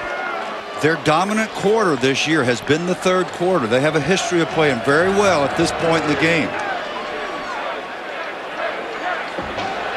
Keenan Burton with the return. The senior from Louisville crosses the 20 before he's knocked down at the 22. A return of 17 yards. And here comes the offense for the Wildcats. One of the most surprising things I've seen in football in a long time is the fact that there's just not much difference with this new kickoff rule. People are getting stopped inside the 25-yard line. It's not a whole lot different. And when you look at the actual numbers, statistically, it's working out almost like it has been before.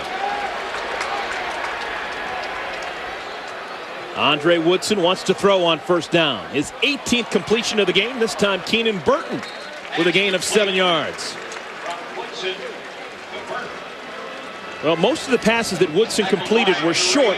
He did have some opportunities down the field, but sometimes the guys he was throwing it to just didn't make the play. Yeah, the passes were difficult catches, but they're the kinds of catches that you have to make to win this kind of game. You got a guy running by himself. Shockingly, in the last seconds of the half, you got to hit him, and he's got to catch it. Well, Steve Johnson had his fingertips on a ball inside the 5 right at the end of the second quarter, but couldn't make the catch. Little out close to the first down. He's going to be just a little bit short. I'll tell you, a guy that's played well that we haven't said a thing about tonight is Rob Council, number 14. He's tackled well, and for a corner, that's not the normal thing. You don't expect it. He's been around the football. He's been employed when things are bouncing outside. That contain that Louisville didn't have a week ago, they've had tonight. And they give to Little. First down, and then some. That is a short yardage call. On 4th and 1, that would have been a good call, and they would have made the first down, and the score might look very different now. And I know it's easy to guess hindsight and all that, but running right at people that have had trouble stopping the run is a very good idea in critical situations. Andre Woodson and the Wildcats, they have not defeated the Louisville Cardinals since 2002. No one remains from that team. 4 consecutive years of losses. Woodson wants a bunch, has a man, passes complete to Burton. Keenan Burton, Johnny on the spot, a gain of 17. Burton is making great catch after great catch. These are very difficult catches he's making. He's catching low balls, high balls. He's missing nothing. If this ball is between the 1 and the 9, he might be able to make a move and go the distance. But look at that catch. He has to extend to get it.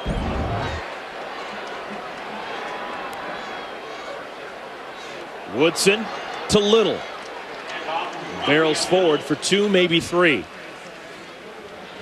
case you're just joining us and you haven't heard us talk about it, these 2 quarterbacks playing in today's game, more than likely they will be the top 2 quarterbacks that are drafted next spring in the NFL draft. Woodson and Brian Brohm, you talk to most talented evaluators, and they're going to flip-flop who's the hotter guy at that particular time. Well, they've got a whole season to play, too, and the way they play this year will have a big impact.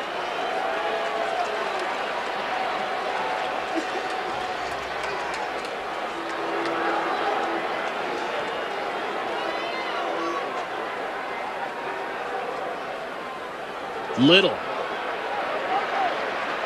gets close to the 40 before he's dropped. It'll bring up a 3rd down and medium. This is not Andre Woodson's first rodeo. Didn't play particularly well as a sophomore, but in his junior year, now at the beginning of his senior year, he has really come on, and he's starting to climb those career charts at Kentucky.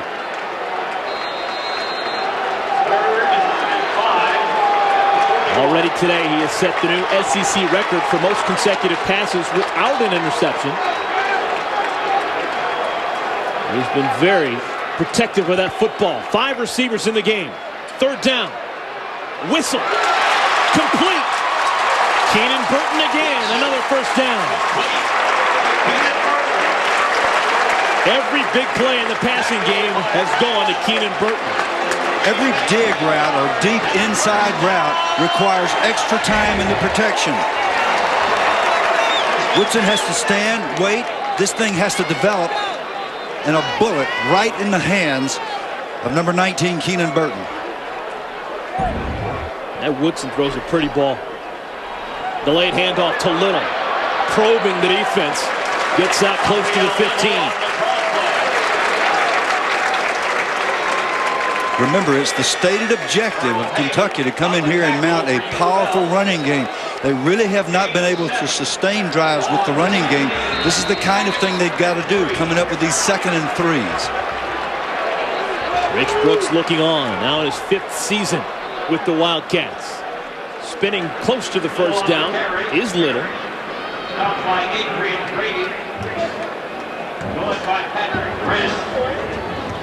Long, time-consuming drives, critically important to the Kentucky opportunity to win. Raphael Little's numbers, 18 carries, over 5 yards per carry, which is his normal walk. 93 yards on the night. It's 3rd down and 1. Big play here. Little on the sideline as they bring in Tony Dixon as the deep back. And they give to Dixon. And he has the 1st down. Coach, what a weapon it is to have 2 backs that are comparable and can do everything you want. That's called fresh legs. That guy comes off. There's been a long drive. There are 21 guys out there that are kind of, they're not tired because they're in good shape. But they've been moving around hard for the last 10 or 15 minutes. Now comes a guy that's a step quicker than anybody else, and that's why it's a good idea to get a guy like Dixon on the field. Oh, fantastic drive to start this 3rd quarter. This is now the 11th play of this possession for the Wildcats. Woodson has a man out of the backfield. It's Connor for the touchdown.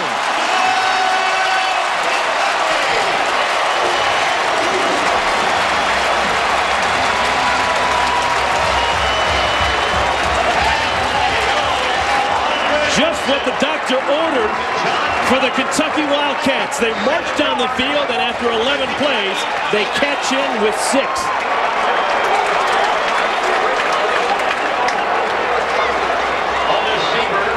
Lonis Sieber for the extra point. He's already missed one of these, and another one was deflected but made it through.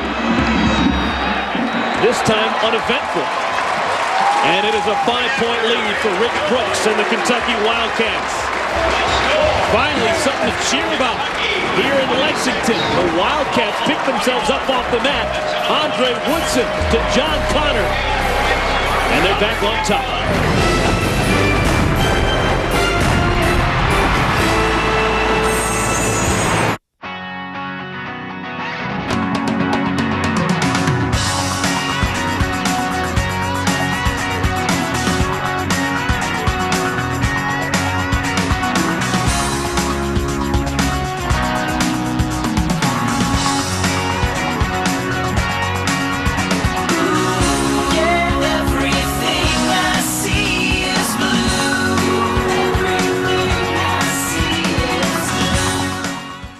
In his first season as Kentucky's starting quarterback, Derek Ramsey led the Wildcats to a 10-1 record and a number 6 national ranking.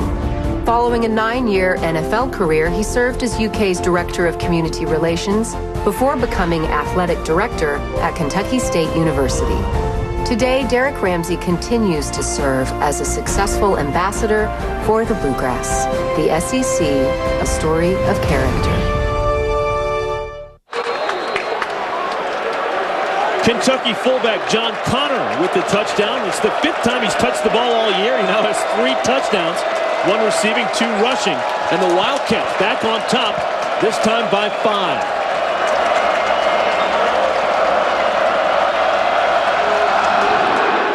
Juwan Spillman and Trent Guy back deep. It's going to be Guy from the goal line. And Guy with a chance. What kind of speed does he have? Trent Guy! Touchdown, Louisville! How about that for an answer? Touchdown,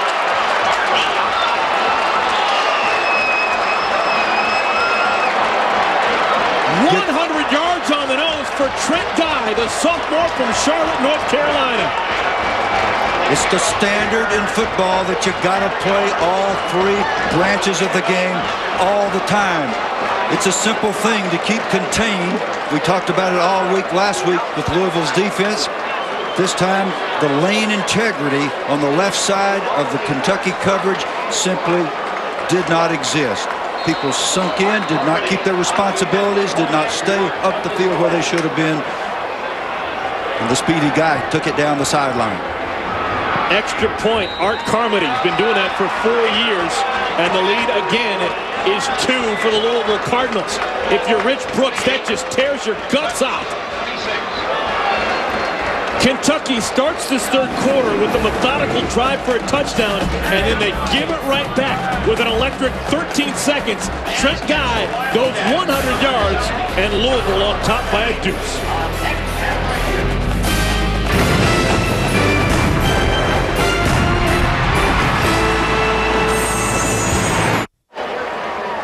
The Louisville Cardinals have their mojo back. A 100-yard kickoff return for a touchdown by Trent Guy, and they lead Kentucky by 2.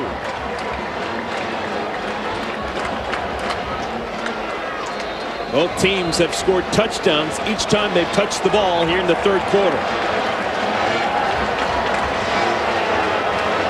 Slightly different varieties. An 11-play touchdown drive for Kentucky. A kickoff return for 6 for Louisville.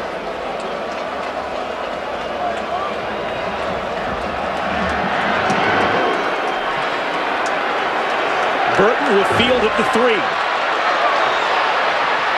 And Burton gets to the 25. A good deep kick to the goal line. It hung up. It should have been perfect for coverage. Now watch number 7 come into your screen here for Kentucky. David Jones had contain on that side. His job was to get up the field and deny anybody getting outside. When Trent Guy got on the sideline, it was all over. Too fast for the inside pursuit of the Kentucky Wildcats. Lane integrity is everything on kick coverage. Trent Guy is now +4 on the day. Fumbled the opening kickoff, leading to a field goal for Kentucky, but then gets it right back and then some with a touchdown. Dickie Lyons has the pass bounce off his helmet, I think. It's incomplete. Pass was intended for Dickie Lyons, Jr. Woodson looking for the speedy Lyons. Coverage by Ron Council. I think it grazed off of Council's head and then on to Lyons. Again, if the ball is thrown one more foot, it was an awfully good throw. If it had been perfect, right over the outside shoulder, then Lyons might have been able to come down with it.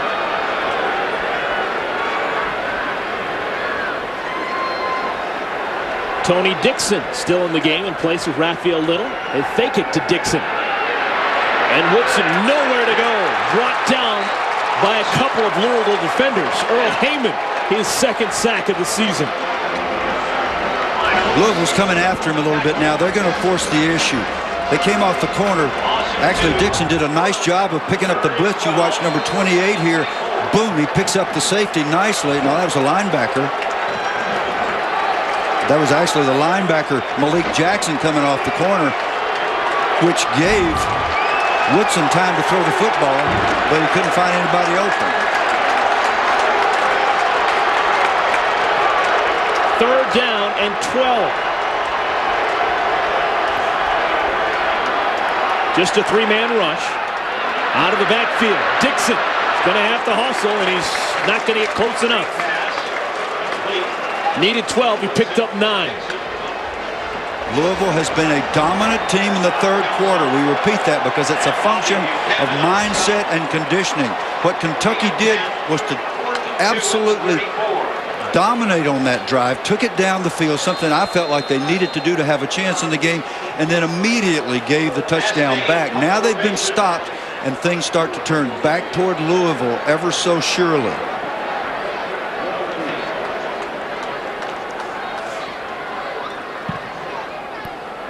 The punt is low.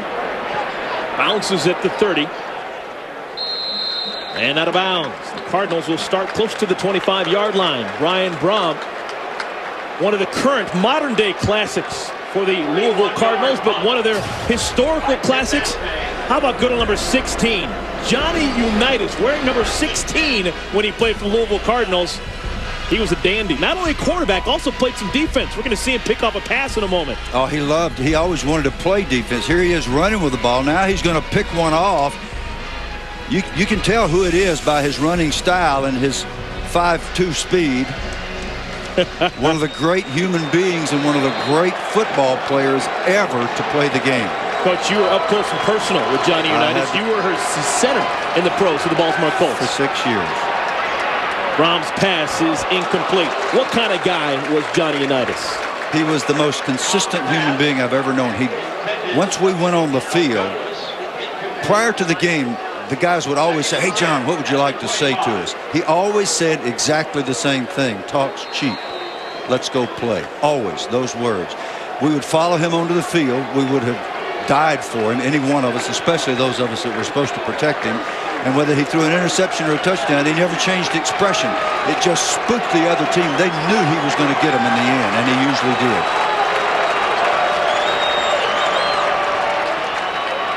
Inside handoff to Allen, and Allen is swarmed close to the line of scrimmage. Do you see any similarities between Johnny Unitas and that man right now, Brian Brom? Well, different personalities. Brom is very personable. You meet him and you feel like you're talking to somebody that's just a sort of a down-home guy. And John was a little more distant. He was a little more, it was harder to get to know him. He was not an easy guy to know, but once he trusted you, he was a friend for life. Brian Brom is more personable, frankly. And I think he has a great future, not only as a quarterback, but as a personality. Big play here. Third down and 9. Brom with tons of time, and he finds Harry Douglas. That's just like a security blanket, having a guy like Harry Douglas that you know so well. Well, yes and no. That was a simple route, a zone route. He saw that Kentucky was going to be in a zone, and And I'll tell you where Brom is similar to Unitas. He actually spooks the defense because he knows what you're going to do. He sees the zone, and he just went through his progressions, looking in the first window, and his first choice was Douglas, and who was open. Look at this. 6 consecutive 100 games for Harry Douglas. Already 9 grabs. Tons of time. And the pass is caught. Did he stay in bounds? Yes. Mario Urrutia, big gainer for the Cardinals. Now, when we talk about uncanny accuracy, folks, this is what we're talking about. This is a throw that nobody can catch except one guy. This ball is thrown out of bounds. Urrutia comes within inches of the sidelines, gets 1 foot in, reaches over, whoops, there's the ball. Those guys have done that together so many times that it's almost impossible to stop them once they get on rhythm. And 2 kids from right there in Louisville. Rom, delayed handoff to Allen. And he is swarmed. That'll be a loss of a yard in the play. The big front people for Kentucky and those linebackers are doing a nice job here in the second half. They got ripped by Allen late in the first half for the touchdown. And I think Coach Brown got him in there and not just talked, but worked on beating people at the line of scrimmage, getting off blocks. Watch the guys in blue. They got penetration. They're getting up off the ground. Linebackers are shooting through. Johnny Williams on the first hit.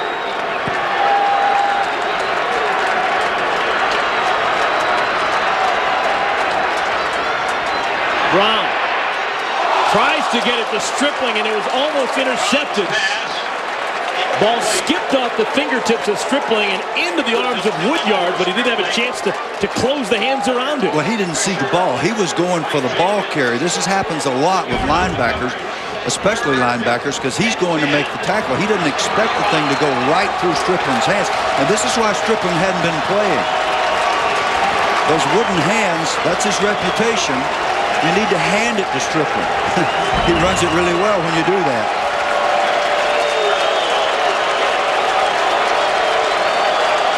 Third down in the full boat.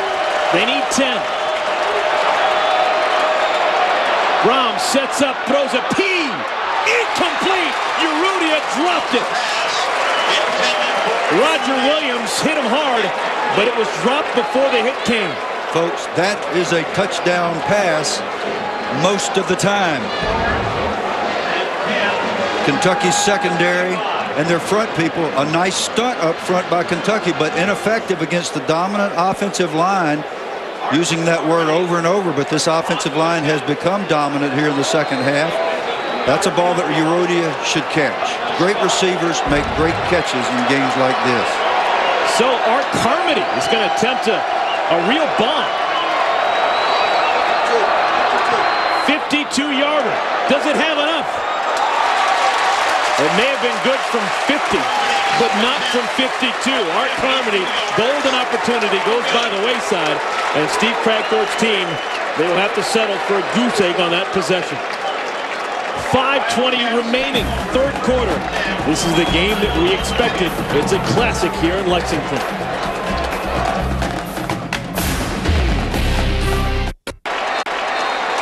Kentucky fans, a little bit apprehensive right now. They trail Louisville by 2. 28-26 is our score. After the missed 52-yard field goal, good field position for the Wildcats. Raphael Little spins forward for 3.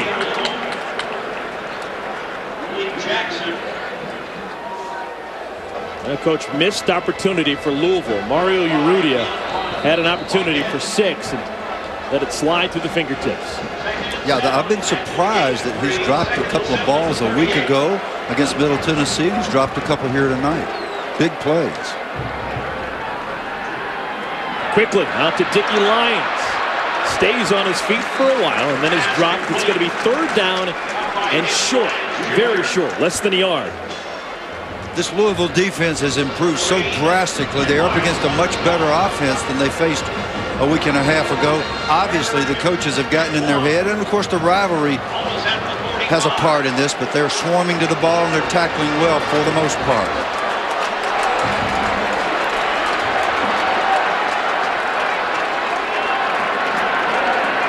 Third and 1.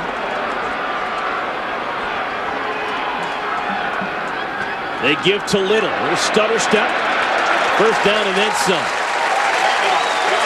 Chains will move for the Wildcats. This is a good, tough football game between the guys up front.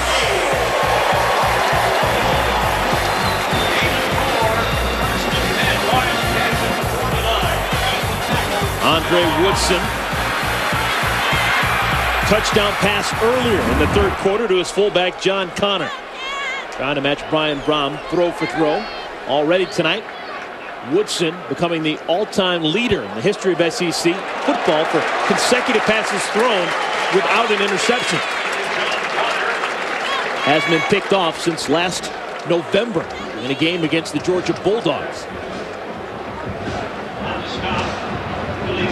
A really good thing for Kentucky. They just handed the ball to Connor and let that big offensive line come off and just bulldoze the defensive line for Louisville, and I believe I would do that more. Connor made a nice 4.5-yard pickup. Well, Gary Williams, the junior from Louisville, left guard or left tackle. They're going to go behind him here. John Connor's second consecutive carry. This is somewhat unique. Came into the game with only 2 carries. Carries 2 consecutive plays. Well, much better defense that time. The Louisville guys stepping up, getting off the block and making the play. These 2 lines, the offensive lines for both teams, the defensive lines for both teams, are playing with more intensity than they've played at any point this year.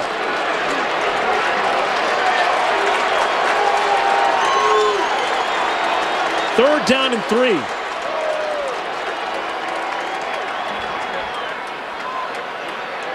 Woodson into coverage. The tight end Tammy thought he was bumped, and no flag. It'll bring up a 4th down and 3 and a decision for Kentucky. Tammy's complaining because as he was trying to work into his zone, he was bumped by a linebacker. It's his responsibility to slip off that linebacker and get to the place he's supposed to be. All we can see is the passer here, Tammy, definitely retarded by the linebacker's position, but the linebacker has as much right to that space as the offensive player does. Well, no hesitation for Rich Brooks. He decides to set the punt team on with 4th and 3.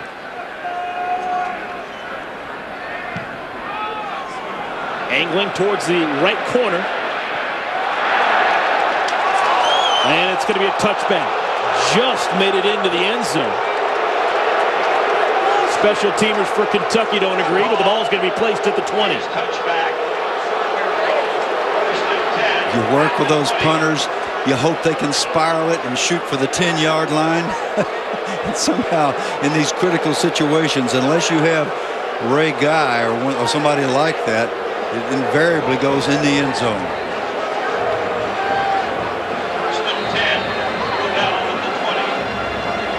Coach, you think this is a very important game for Rich Brooks and his staff? It's a very important game. Very. They've lost 4 in a row, 7 out of 8 to Louisville. The in-state rival has to be beaten. Anthony Allen. Did the ball come loose? Ball may have come loose late, but it's still going to be Louisville football. Kentucky's going to have to swarm to the ball, play as you described them in the first half with their hair on fire, knock some balls loose, get some interceptions, and take control of this game again emotionally. And the ball did come loose, but Louisville able to jump on it. They dodge a bullet there.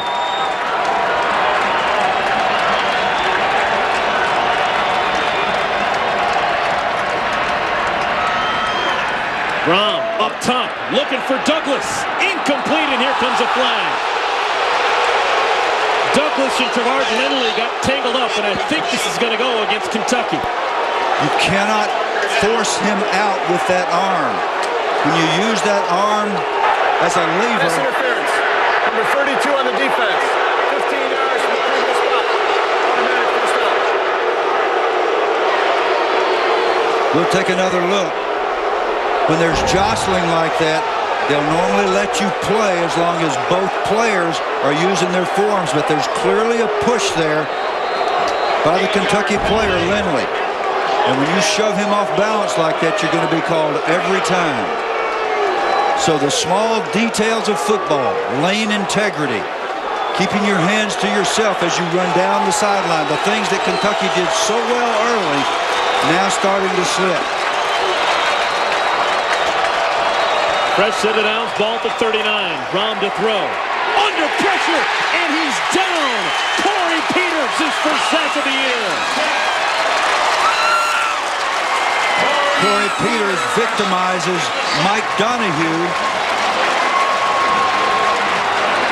The guards, Danny Barlow, Mike Donahue, having a hard time with these quick defensive tackles, and we thought that would be a weakness for Kentucky. That time it was Barlow. The previous sack was Donahue. Both guards having a rough time with that inside and swim back out by the quick defensive lineman. That sack's got to feel good for Corey Peterson. A native of Louisville, went to Central High School. Brom under pressure. Gets rid of it, and it's caught. No catch. No catch. Harry Douglas, they're going to say that the ball skipped.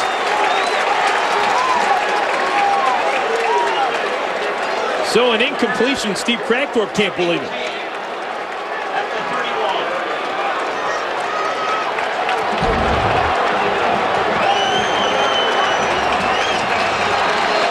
Let's take a look. Brom makes a nice throw under the circumstances, and the ball definitely went on the ground. It's very easy to see. These officials doing a nice job under the most trying circumstances. There's a lot of emotion in this stadium. So it looked like the ball did not skip. Instead, it actually was in the arms of Douglas, and then it hit the ground before it got squeezed. Went through his arms and onto the ground.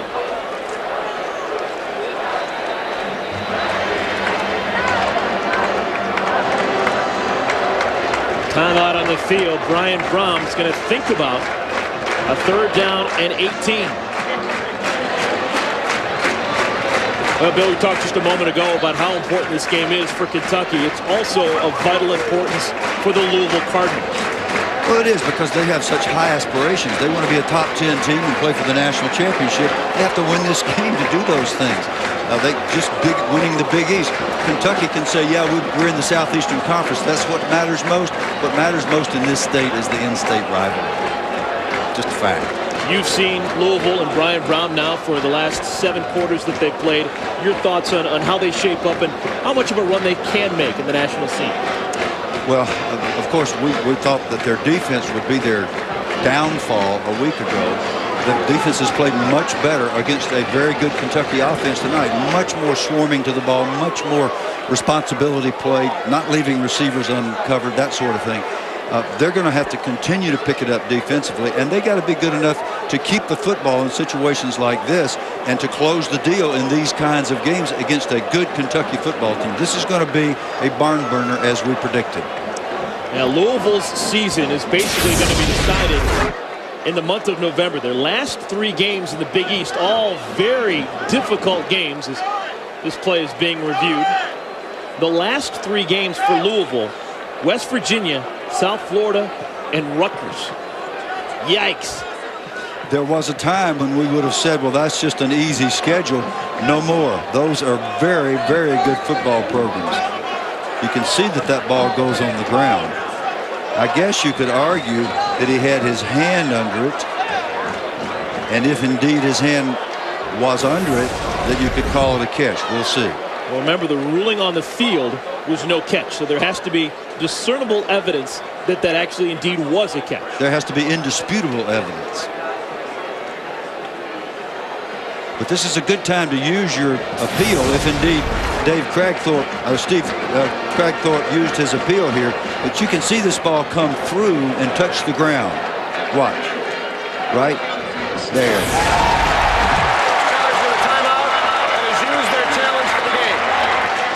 Okay, that's Kragthorpe's one challenge. The call stood on the field. But I think it was a darn good time to try it, because that first down could have meant so much. Now Kentucky's got to make a play here. 3rd and 18. They basically need to get out to the midfield stripe. Maybe just a whisker before at the 49.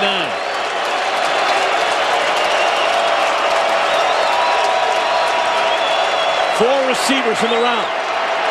And a flag down in the backfield, and Brom is down as well. Jeremy Jarman had a fantastic game a week ago in their win over Kent State. He was the first man to grab Brom.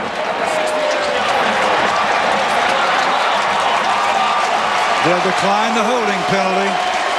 A great job, a great defensive call by Steve Brown, the defensive coordinator.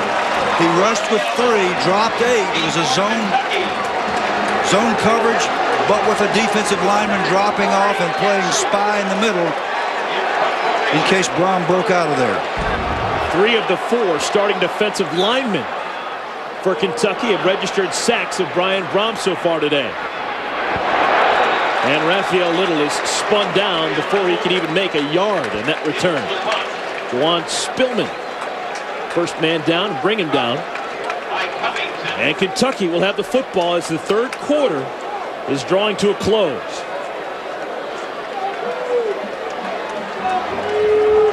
We said it would be a classic. It's going to be a classic. It's going to go down to the wire. 2 excellent football teams. Louisville currently the 9th ranked team in the country. This would be historic if Kentucky would be able to knock off the 9th ranked team in the country. Andre Woodson wants a bunch, has a man, middle of the field. It's underthrown, looking for Tammy, and a flag flies.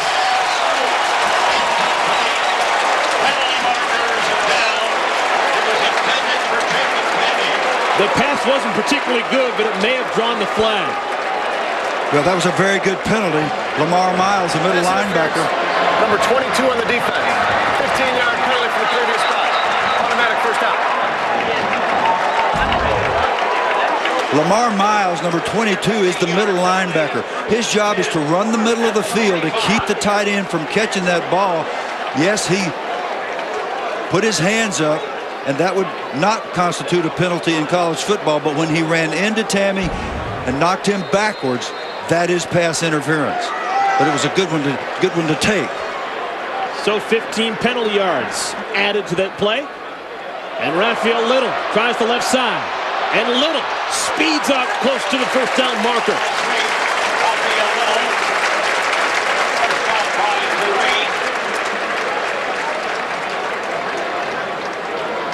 Kentucky Wildcats, we talked about the potential for history to be made tonight.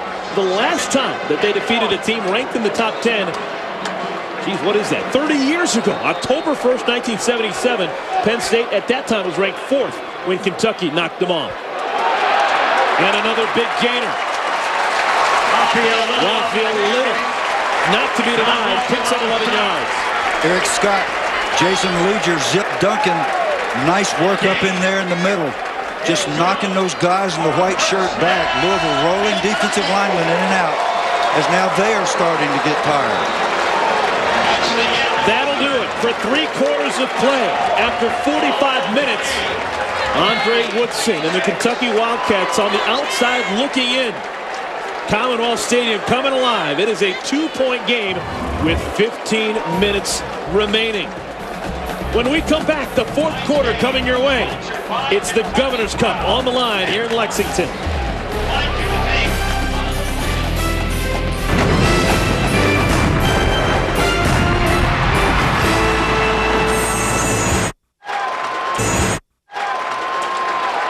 Fourth quarter time here at Commonwealth Stadium in Lexington, Kentucky.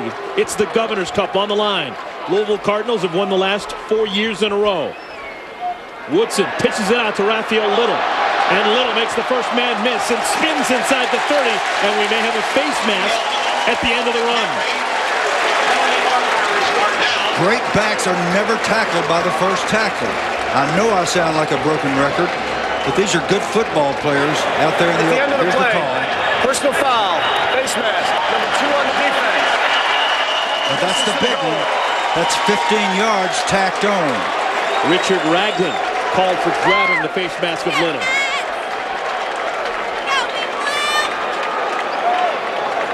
Little is the kind of guy that can take charge of a game single-handedly. There are playmakers, and then there are playmakers on this team. He and Keenan Burton are the guys that can absolutely take charge. Third quarter dominated by the Kentucky Wildcats statistically in terms of yards, but on the scoreboard, both teams with 7 points. Little pitch out. Little gets inside the 5, close to first down yards.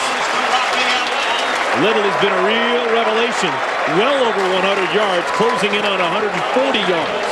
This is a nice time to try the option, even though you're not a big option team, because the pitch guy, the man off which the quarterback will pitch, is already established. You see him right there, number 93, L.D. Scott. So there's no risk that it's going to get strung out. You got Little on the corner with the football. 2nd and 1.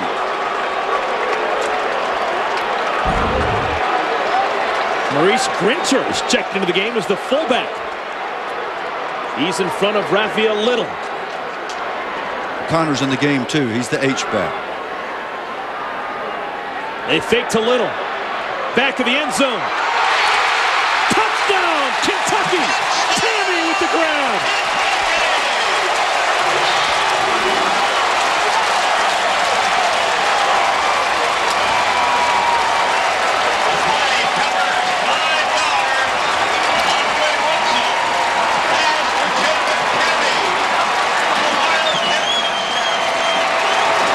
And the seesaw continues to go up and down.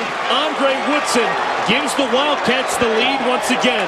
When you got a big guy that's a great basketball player who's a tight end, you throw it up for him. Extra point, no problem. 5-point bulge for the Wildcats. Well, Rich Brooks digging into that bag of tricks. We were told that the tight end wasn't going to be used a whole heck of a lot this year. Well, maybe not. Jacob Tammy picks a perfect time for his first touchdown grab of 2007.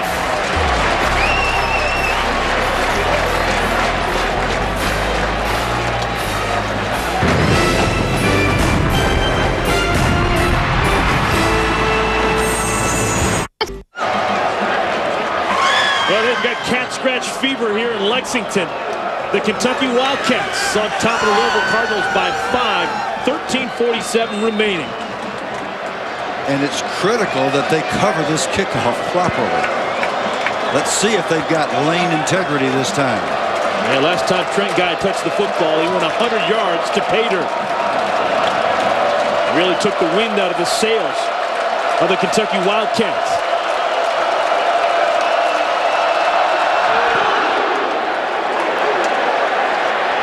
Short kick. Guy fields it at the 15. Not much doing. He goes out of bounds, and a flag comes in late.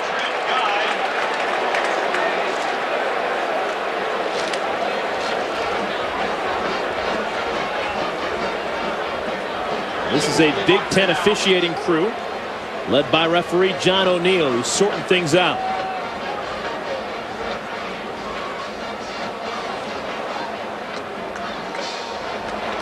They got a personal foul on Kentucky.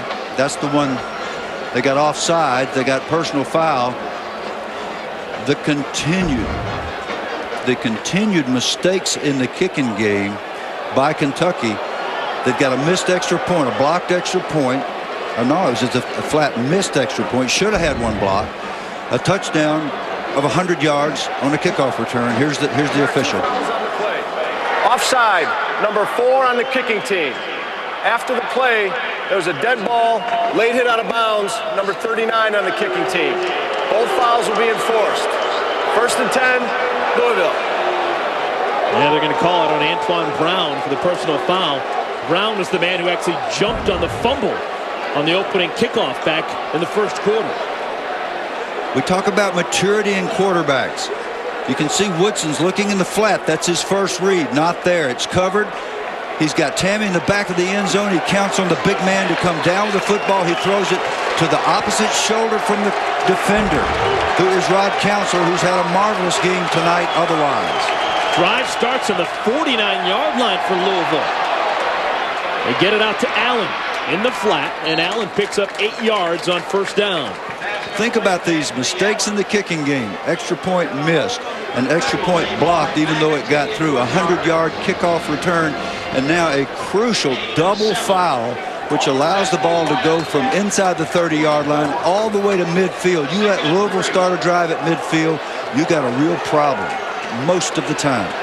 Brian Brom, he doesn't need too many handouts. No, he will usually score if he starts a drive on a short field like this. That's just a fact. The Cardinals coming into today's game leading the entire country in total yards per game and points per game. Complete to the tight end. Gary Barnidge has been fairly quiet tonight. Gets the first down to the 40-yard line. Well, Steve Cragthorpe is a big proponent of using the tight ends in the passing game, and up until this game they have caught a lot of balls, but you're right, not too much tonight. I wouldn't be at all surprised to see him crank up Barnidge and Scott Kuhn, his fine backup. Two big tight ends who block well, catch the ball well, do a good job in every aspect of the game. Well, Louisville's not playing Murray State in Middle Tennessee anymore. This is a tough SEC defense in the Kentucky Wildcats. And a timeout is called by Louisville. Steve Cragthorpe will bring his quarterback over, and they'll talk things over. Ball on the 38-yard line. They trail by 5. 12:34 remaining.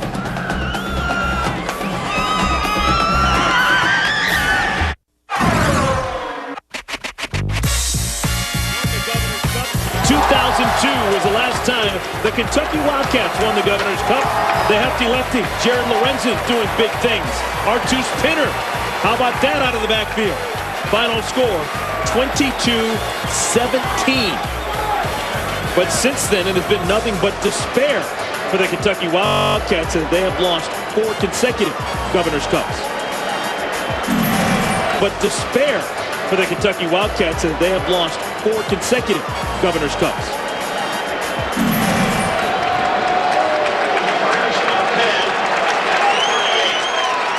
This is the 20th edition of this great rivalry. Kentucky has won 10. Louisville has won 9. First down. Brom wants a bunch. Has a man. Pass is low. It skips in front of Harry Douglas.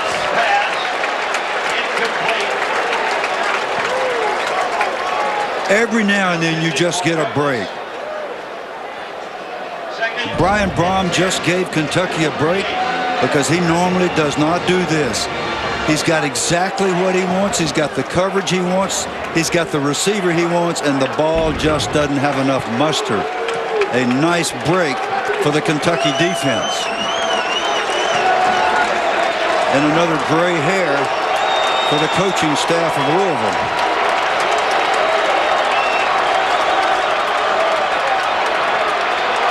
Brom shows good arm strength, but Juwan Spillman is just laid out after a nominal gain. That's a check down. The safety receiver. Kentucky's doing a good job of taking away the deep routes for the most part. They got a lucky break with the errant throw previously. They took away the deep ball here and forced the outlet and then made the hit. It was Shamari Moore who knocked Juwan Spillman down. It's a pickup of 5 yards. It's going to bring up third down and 5. Looked like the ball may have been moving in the arms of Spillman. Receiver had possession of the ball with a foot down inbounds. Completed catch. Now the ruling on the field, completed catch. But they're going to just make sure and check with the replay booth.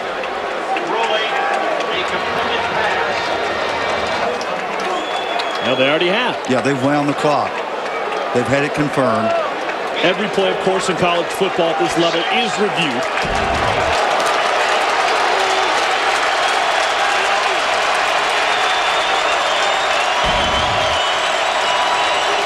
Third down. Brom's pass is complete to Urrutia. First down inside the 20. So many weapons coming at you. That great big guy that people thought might ought to be a tight end coming out of high school, lined up out there wide.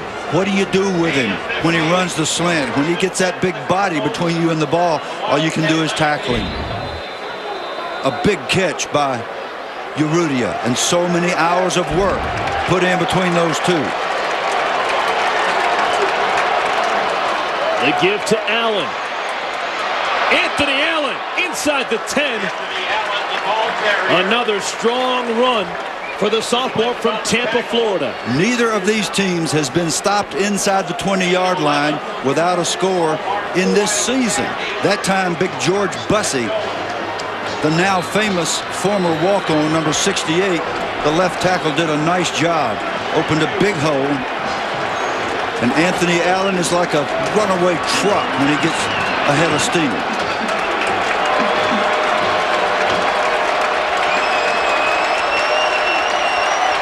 From the shotgun. Brom looking for Allen. And I think he zigged when he should have zagged. Confusion there. But at least the Cardinals will live to fight another day. Second down and goal. Well, I think Brom threw that away. He had a rusher in his face. Braxton Kelly was in on him like a flash, and I think he just threw it away before he had a chance to make a mistake with it. Because you certainly don't want to take a sack down here inside the 10-yard line. 2nd and 9 now. This very multifaceted offense.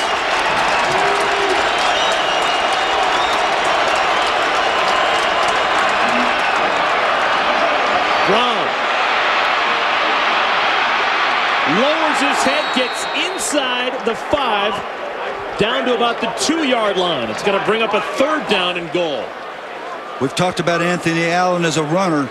Great job as a blitz picker upper here. This is what backs are supposed to do. You'll see him come into yours, boom, right there. Nice pickup on Woodyard, and Woodyard would have gotten to the quarterback. Quarterback was able to turn it up, and Brown ran it down within 3 yards of the goal line.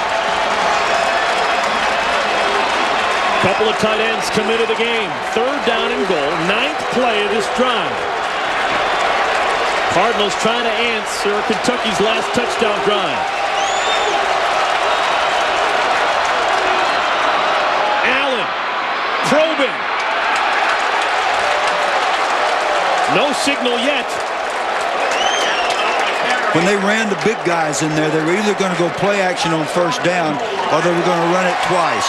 He got it very close to the goal line, and they're going to line it up and run it again right here. All right, they're going for it. Do you agree with this call? Absolutely. This is a rivalry game. You're in the 4th quarter. You got inches to go. You knock it in the end zone when you're down here. Allen the deep back. And Brom calls his own number, and that quarterback sneak is lethal.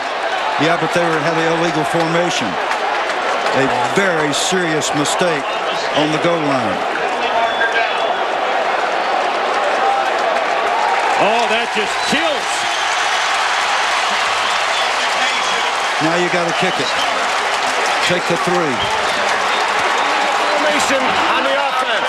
Less than 7 men on the line of scrimmage. Doesn't get any better than this. Repeat the down.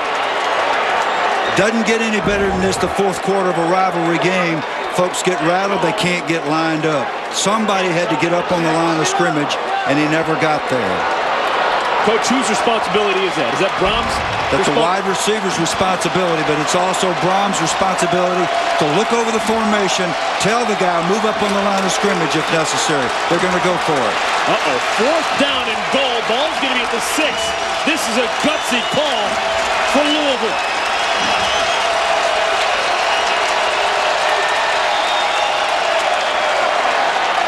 Kentucky can't get lined up. I'm telling you, it works on your nerves. If you love football, if you love to watch people under the gun, that's what we're seeing. All right, we're going to take a quick break. When we come back, the biggest play of the game thus far, Rich Brooks and the Kentucky Wildcats trying to stop Steve Cragthorpe and Louisville on 4th down.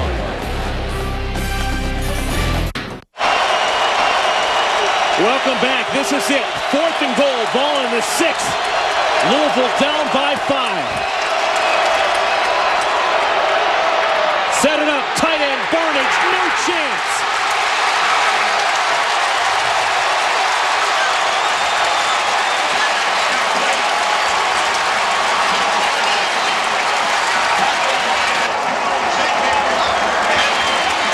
Coach, what was that all about? That was a play that the Louisville staff was absolutely sure would be a walk-in touchdown.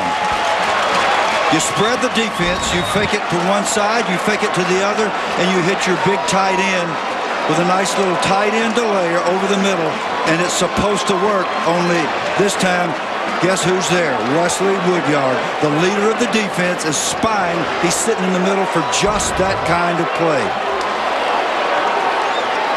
So Louisville, they have the fantastic kicker and Art Carmody. They don't go for what would have been a gimme field goal. Instead, they go for it, and they give the ball back to Andre Woodson in Kentucky. What a nice call coming off that goal line. A three-step drop. When you got a guy as accurate, when you got a guy as poised as this quarterback, Andre Woodson, you let him throw that little hitch instead of trying to knock it off the goal line. Very important for Louisville to get the stop here. Make Kentucky kick out of the end zone to get good field position again. Important for Kentucky to make a first down.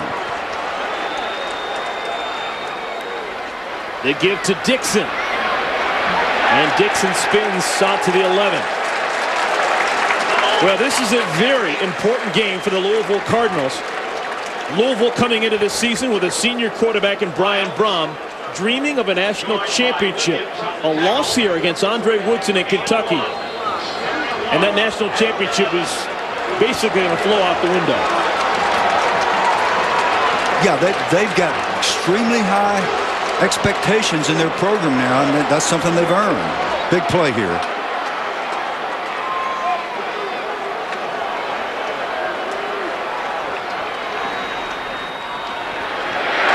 First down picked up by Dixon. Very, very important for the reasons I began to talk about a moment ago.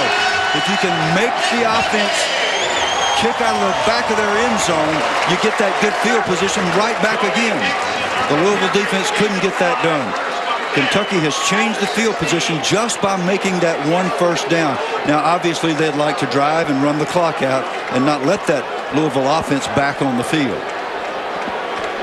Clock is running. Kentucky, they have 2 timeouts remaining. Louisville with just 1. Dixon remains in the game. The deep setback behind Woodson. They give it to him. And Dixon across the 30. Another big gainer.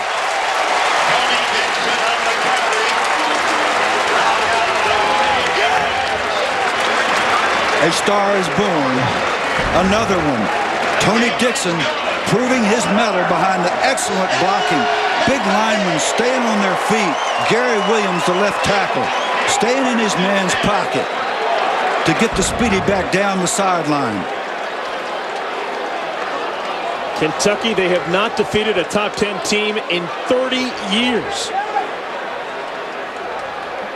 With the Wildcats playing fantastic football. They have won 7 of their last 8 games dating back to last season. Ball is tipped at the line of scrimmage, looking for Steve Johnson. That play was blown up from the get-go. Yeah, and the quarterback of that Kentucky team was my good friend Derek Ramsey, who just came by the booth to say hello at halftime. One of the fine gentlemen, one of the good buddies, one of the many good friends that I was blessed to make here while I was in Kentucky. Derek was a force of nature on that football field. 6'5" quarterback that could run and throw. On the defensive side, it was Art Still causing havoc on the defensive line. Woodson keeps it.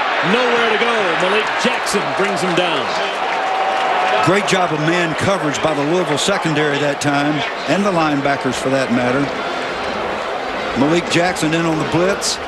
Excellent defensive call by Mike Cassidy, and a nice job of defense for the most part, improving over their effort of a week ago by this Louisville group.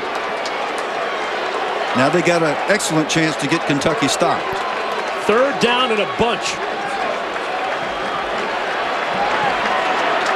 Kentucky, they need to cross the 40, probably about to the 41.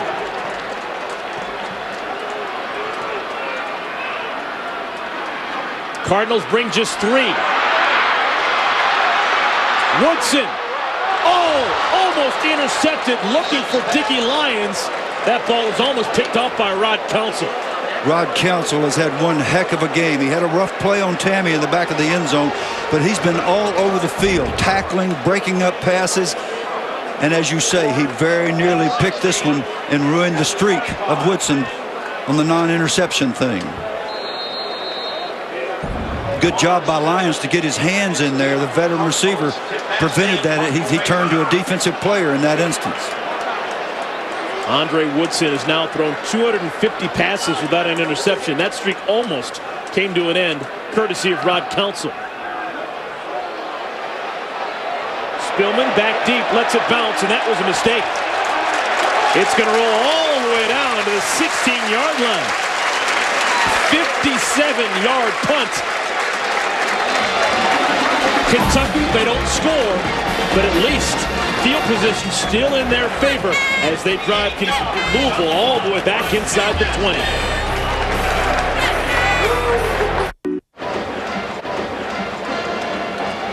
For the first time this season, the Louisville Cardinals are being challenged. The 9th-ranked team in the country up against it, taking on the Kentucky Wildcats down by 5. Now, anybody can engage in hindsight, but I want you to remember that I said before the fact, Louisville takes the easy field goal. With the great field goal kicker, the score right now would be 33-31 with Art Carmody as your kicker with a chance to win with a field goal. Louisville's going to have to score a touchdown to win this game, and everybody in the stadium knows it. Rom to throw. Pass is deflected, catches his own ball, and that was a mistake. That's going to be a loss of 7. Well, he's very fortunate that ball goes up in the air that a guy in a blue shirt didn't catch it. When you see a ball tip like that, you're thinking, oh, man, we're going to score here because we're going to catch it. Well, he alertly grabbed it. If he had had a chance to think, he probably would have batted it down. It was Ventrell Jenkins who got the big paw up in the air. Because Brom caught it, it's a reception, a completion, but it's a loss of 7. Right.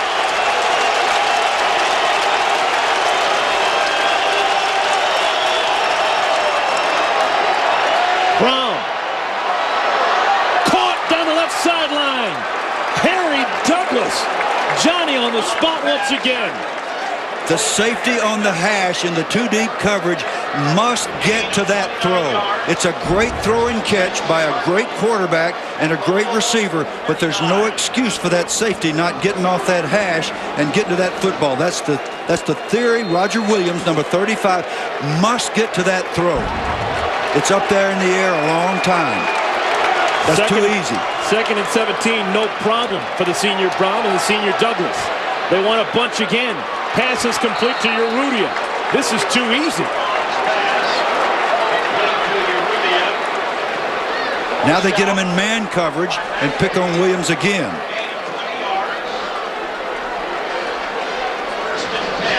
Kentucky substituting. Getting Shamari Moore on the field. So it'll be a nickel package with an extra defensive back. Mario Urrutia now with over 2,000 yards in his illustrious career, just a junior.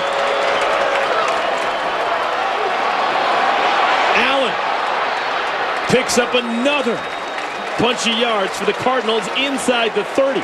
And what do you do when they take a linebacker out and put a little bitty guy in? You run the ball right at them with your workhorse. And that's exactly what Louisville does here, running the draw.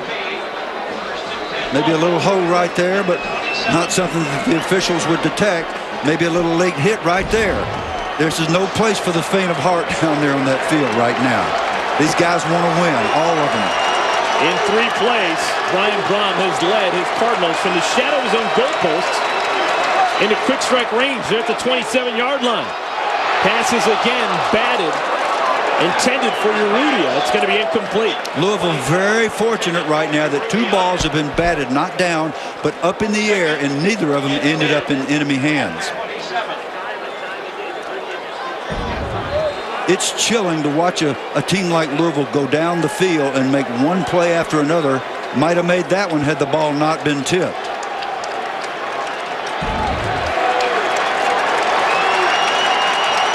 And there's still 4 minutes and 52 seconds on the clock.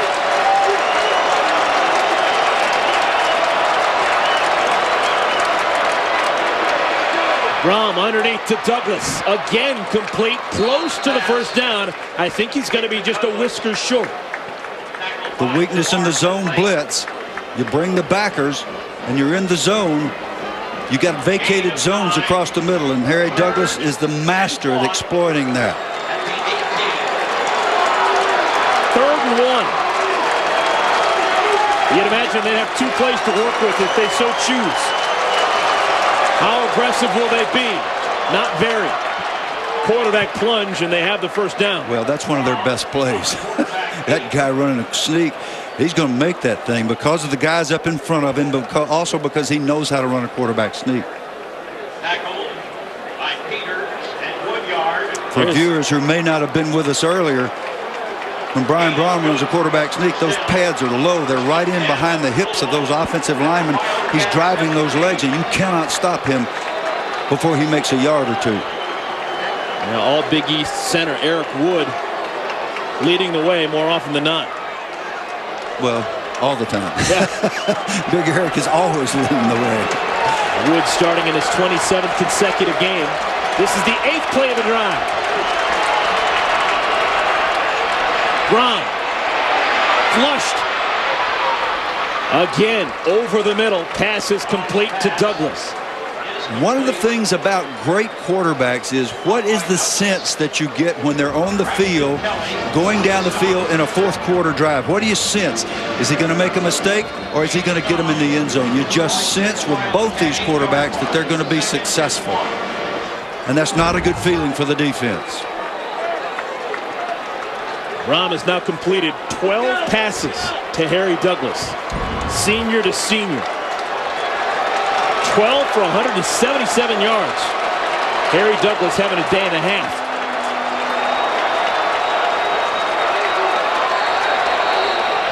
Before the snap or whistle. Delay of game. Gets the offense. 5-yard penalty. Wow. You sure don't expect that. You sure don't expect that from Brian Braun. A delay of game. Maybe the signal got on a little bit late. I don't know. That was going to be a draw play, and the big center Eric Wood had his nose tackle on the ground. So Kentucky got lucky again with a penalty. But Louisville's hurt themselves with penalties now at least 3 times. Not a bad drive with their backs up against the wall. 2nd down and 6. George Strickland in the backfield now, wearing number 24 for Louisville. Over the middle, Urrutia. Down close to the 5-yard line. I think that's enough for a first down. Just as surely as you get the sense of inevitability of a great offensive machine likely to score, you got to get the feeling as a defense that somehow we're going to get them stopped. And that's what Kentucky did last time. Even though they got a break, you find a way to get them stopped. And that's what Kentucky must do here. It is indeed a first down. 1st and goal. Ball on the 6-yard line. Allen swarmed and dropped at the 4, and now the clock becomes an issue. Even if Louisville scores, how much time remains is going to be a big factor, because if they score, obviously Kentucky, they want enough time to go down the field and answer. You're in the position now, as if you're Kentucky, of having to consider the possibility of using your timeouts to keep some time on the clock so you got a chance in the event that they score. Kentucky with 2 timeouts to burn. Louisville, they have just 1 remaining. Allen again stuffed, met at the line, and brought down. Kentucky needs to take a timeout here. If Louisville scores, it'll be 35-33 unless they go for 2. Kentucky could tie or win with a field goal.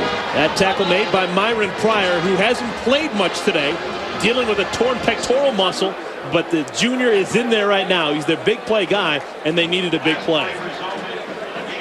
And Kentucky calls the timeout to save some time.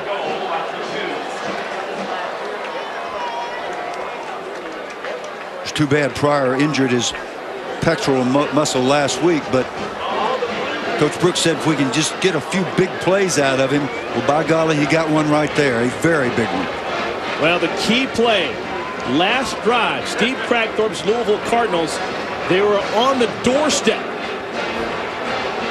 They tried a little chicanery. 4th down and goal from the 6. Found the tight end Barnage in the middle of the field, but Barnage was stoned by Wesley Woodyard. So because of that, because they didn't go for the field goal, they now need a touchdown here.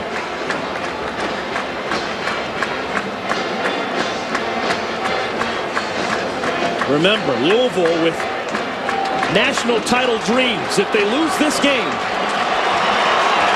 those national title hopes probably fly out the window.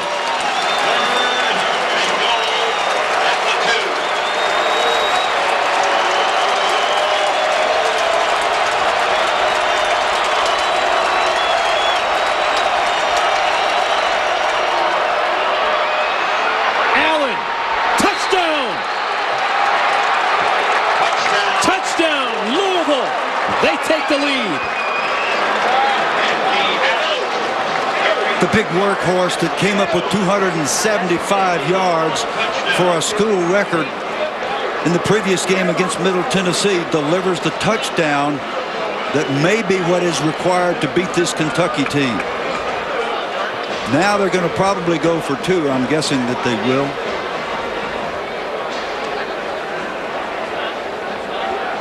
Anthony Allen has been dynamic so far this year for Louisville. Great job up front. A lot of blue shirts on the ground. Allen just will not be denied. And once again, Roger Williams is left to hit the big workhorse by himself, and he just doesn't have enough heft to knock him back.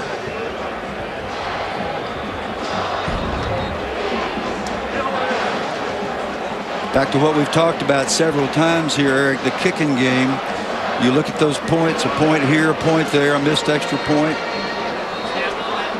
The penalties that gave Louisville the short drive down the field, the 100-yard kickoff return, huge impact on big games like this.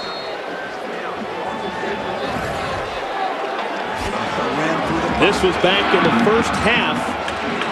Lomas Sieber misses an extra point. That's a point that Kentucky wishes they had right now.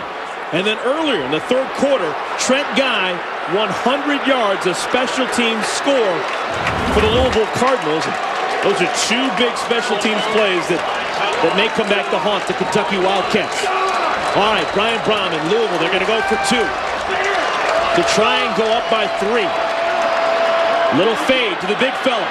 No chance. Pass too strong, looking for Urrutia. That's not the easiest play in the world to convert. Well, but it's one that those guys work on all summer long and all during training camp, and you expect Brian Brown to throw it well, and he simply missed it.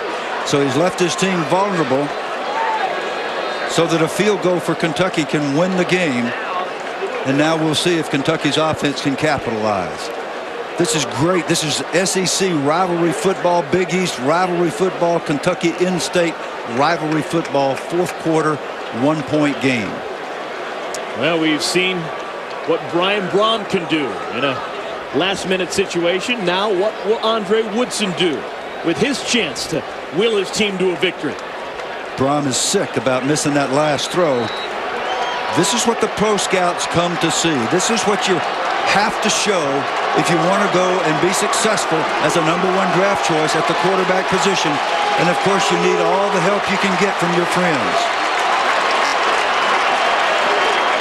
If you're Andre Woodson, this is what you live for, it's what you train for. You get from your friends.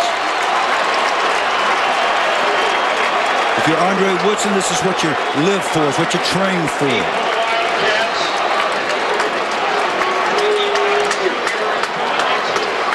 $70,857, a sellout crowd here at Commonwealth Stadium. And they're seeing a doozy, a classic game.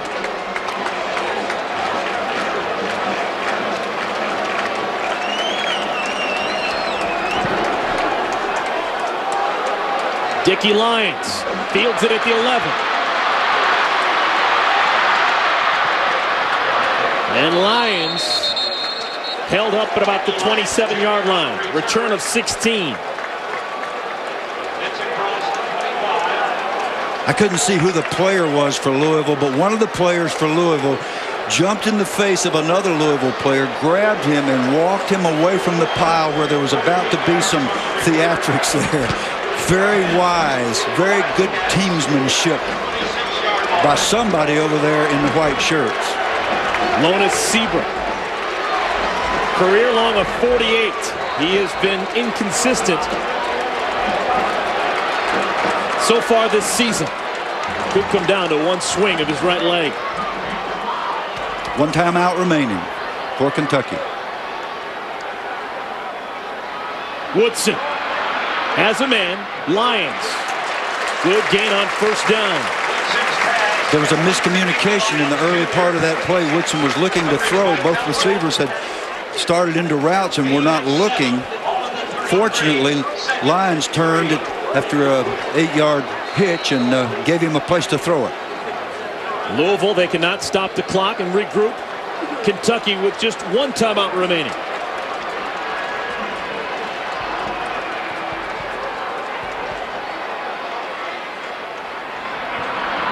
On the ground, Little struggles out to the 40-yard line. It'll be enough for a first down. The clock will stop.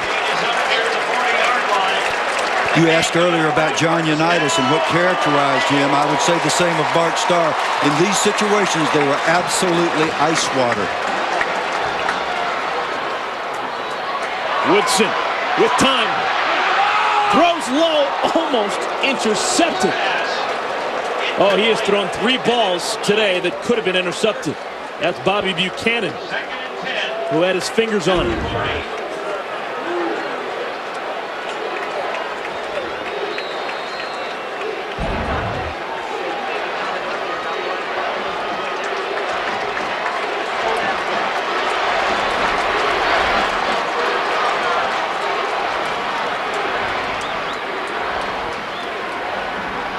Woodson over the middle, high.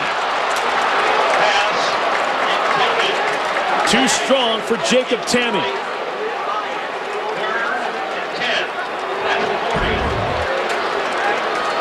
There are plays that are designed for these situations. This is one of them. Your tight end just inside the safety, but you got to hit him. You got to hit him really in the numbers. 3rd and 10. Obviously, this will be a 4-down situation.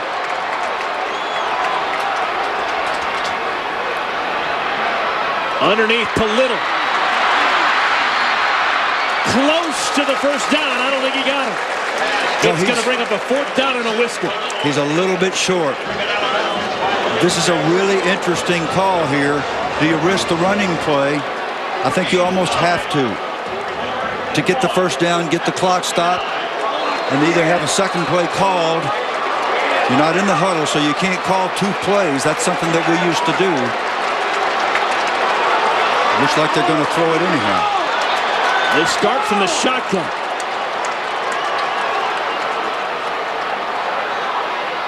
Pass is caught. Drive continues. Tammy with the grab. Oh, gutsy play call. That's a nice call. That's good execution. A gutsy call. And don't look now, but Kentucky starting to inch closer to field goal range. Pass is complete. Little brought down. Now that's going to be flagged. That's a flagrant personal foul against Kentucky. Inexcusable mistake by Eric Scott, who's had a marvelous game. You simply cannot retaliate.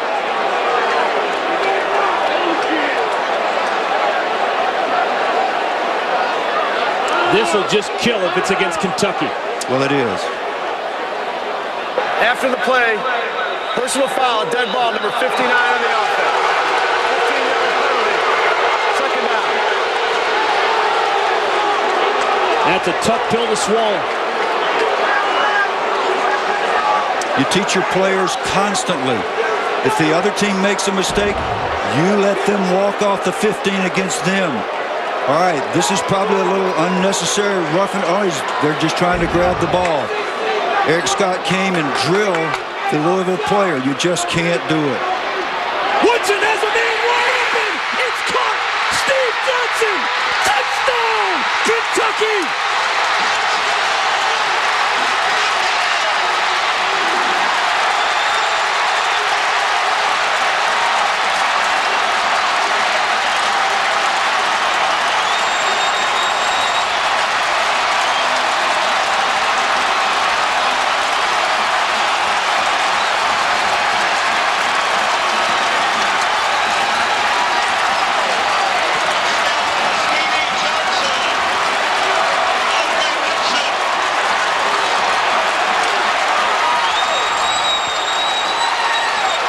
They need to go for 2 here. They really do.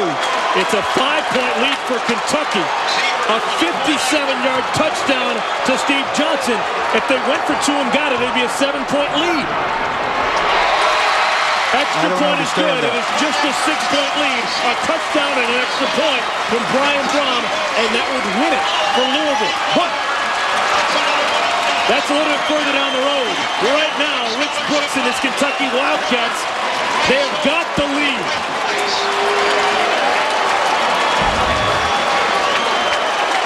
At least Art Carmody can't beat him. How there could be a blown coverage here is beyond belief. I can't understand what the coverage was supposed to be. That's the second time tonight.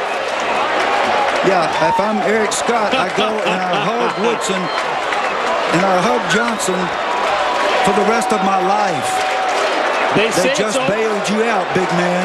They say it's always darkest before the dawn. It was pitch dark. A 15-yard penalty drew all the way back, but Andre Woodson to Steve Johnson. A spectacular 57-yard touchdown. And the Wildcats with an opportunity to snap a 4-game losing streak against the Cardinals. And really another big mistake by Kentucky to not go for 2. A big mistake. Because this Cardinal offense can certainly score a touchdown in 28 seconds. It didn't even look like it was considered. They immediately sent the... Well, there's a lot of celebrating going on in the bench. I don't understand how they could not go for 2, and I don't understand how the coaches are not getting these guys acclimated to the fact that this game is not over. You're playing against one of the best offenses in the country for the last decade. They know exactly what to do. They have plays for this situation. The key may be on the kickoff return. Louisville does not have a timeout remain. And they're going to bring it out. Trent Guy, he's already returned 1 for a touchdown. Can't even get to the 20. He needed to take a knee and save the time. Again, little small coaching errors. You're deep in the end zone, you take a knee. You leave the 28 seconds on the clock. Now it's down to 22. Those are 6 precious seconds for Louisville.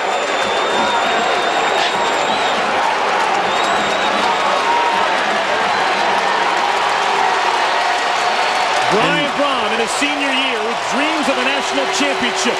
They may go out the window unless they can rally here.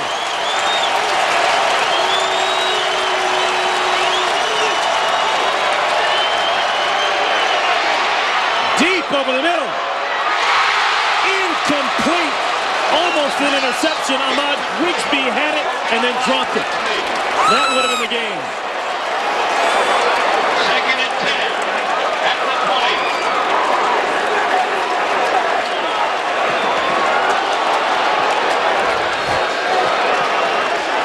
For the life of me, I cannot figure out the coverage that Louisville was in. I wish I could show you. We don't have an all-22 camera. Somebody simply fell asleep at the switch at the most critical time.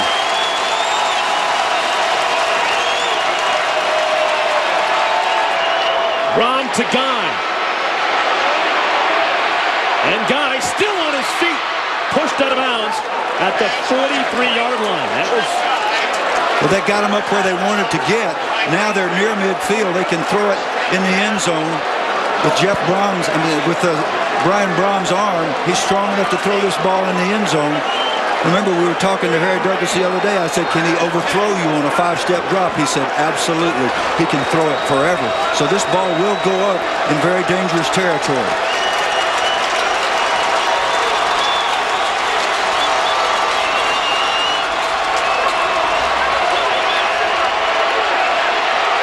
Here it is. It's caught. Douglas is dropped. Game over.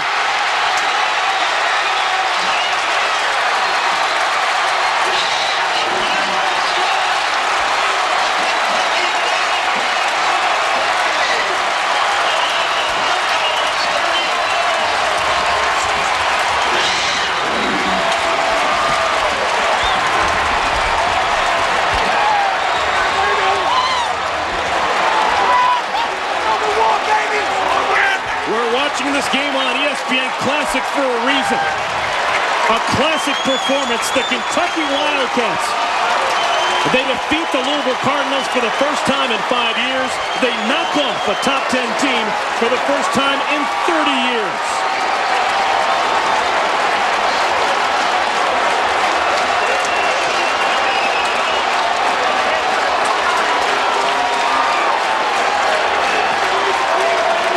This rivalry is here to stay. A tough pill to swallow for the Louisville Cardinals, but absolute euphoria for the Kentucky Wildcats in Big Blue.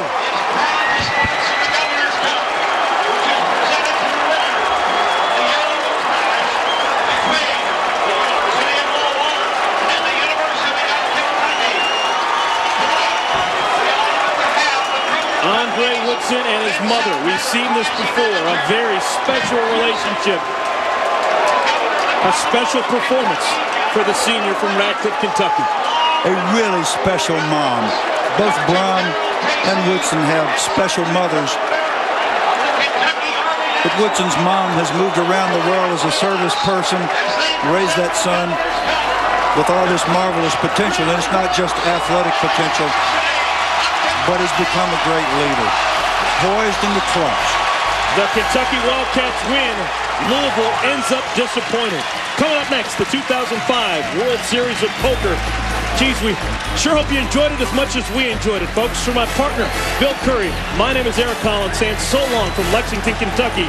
This has been a presentation of ESPN, the worldwide leader in sports.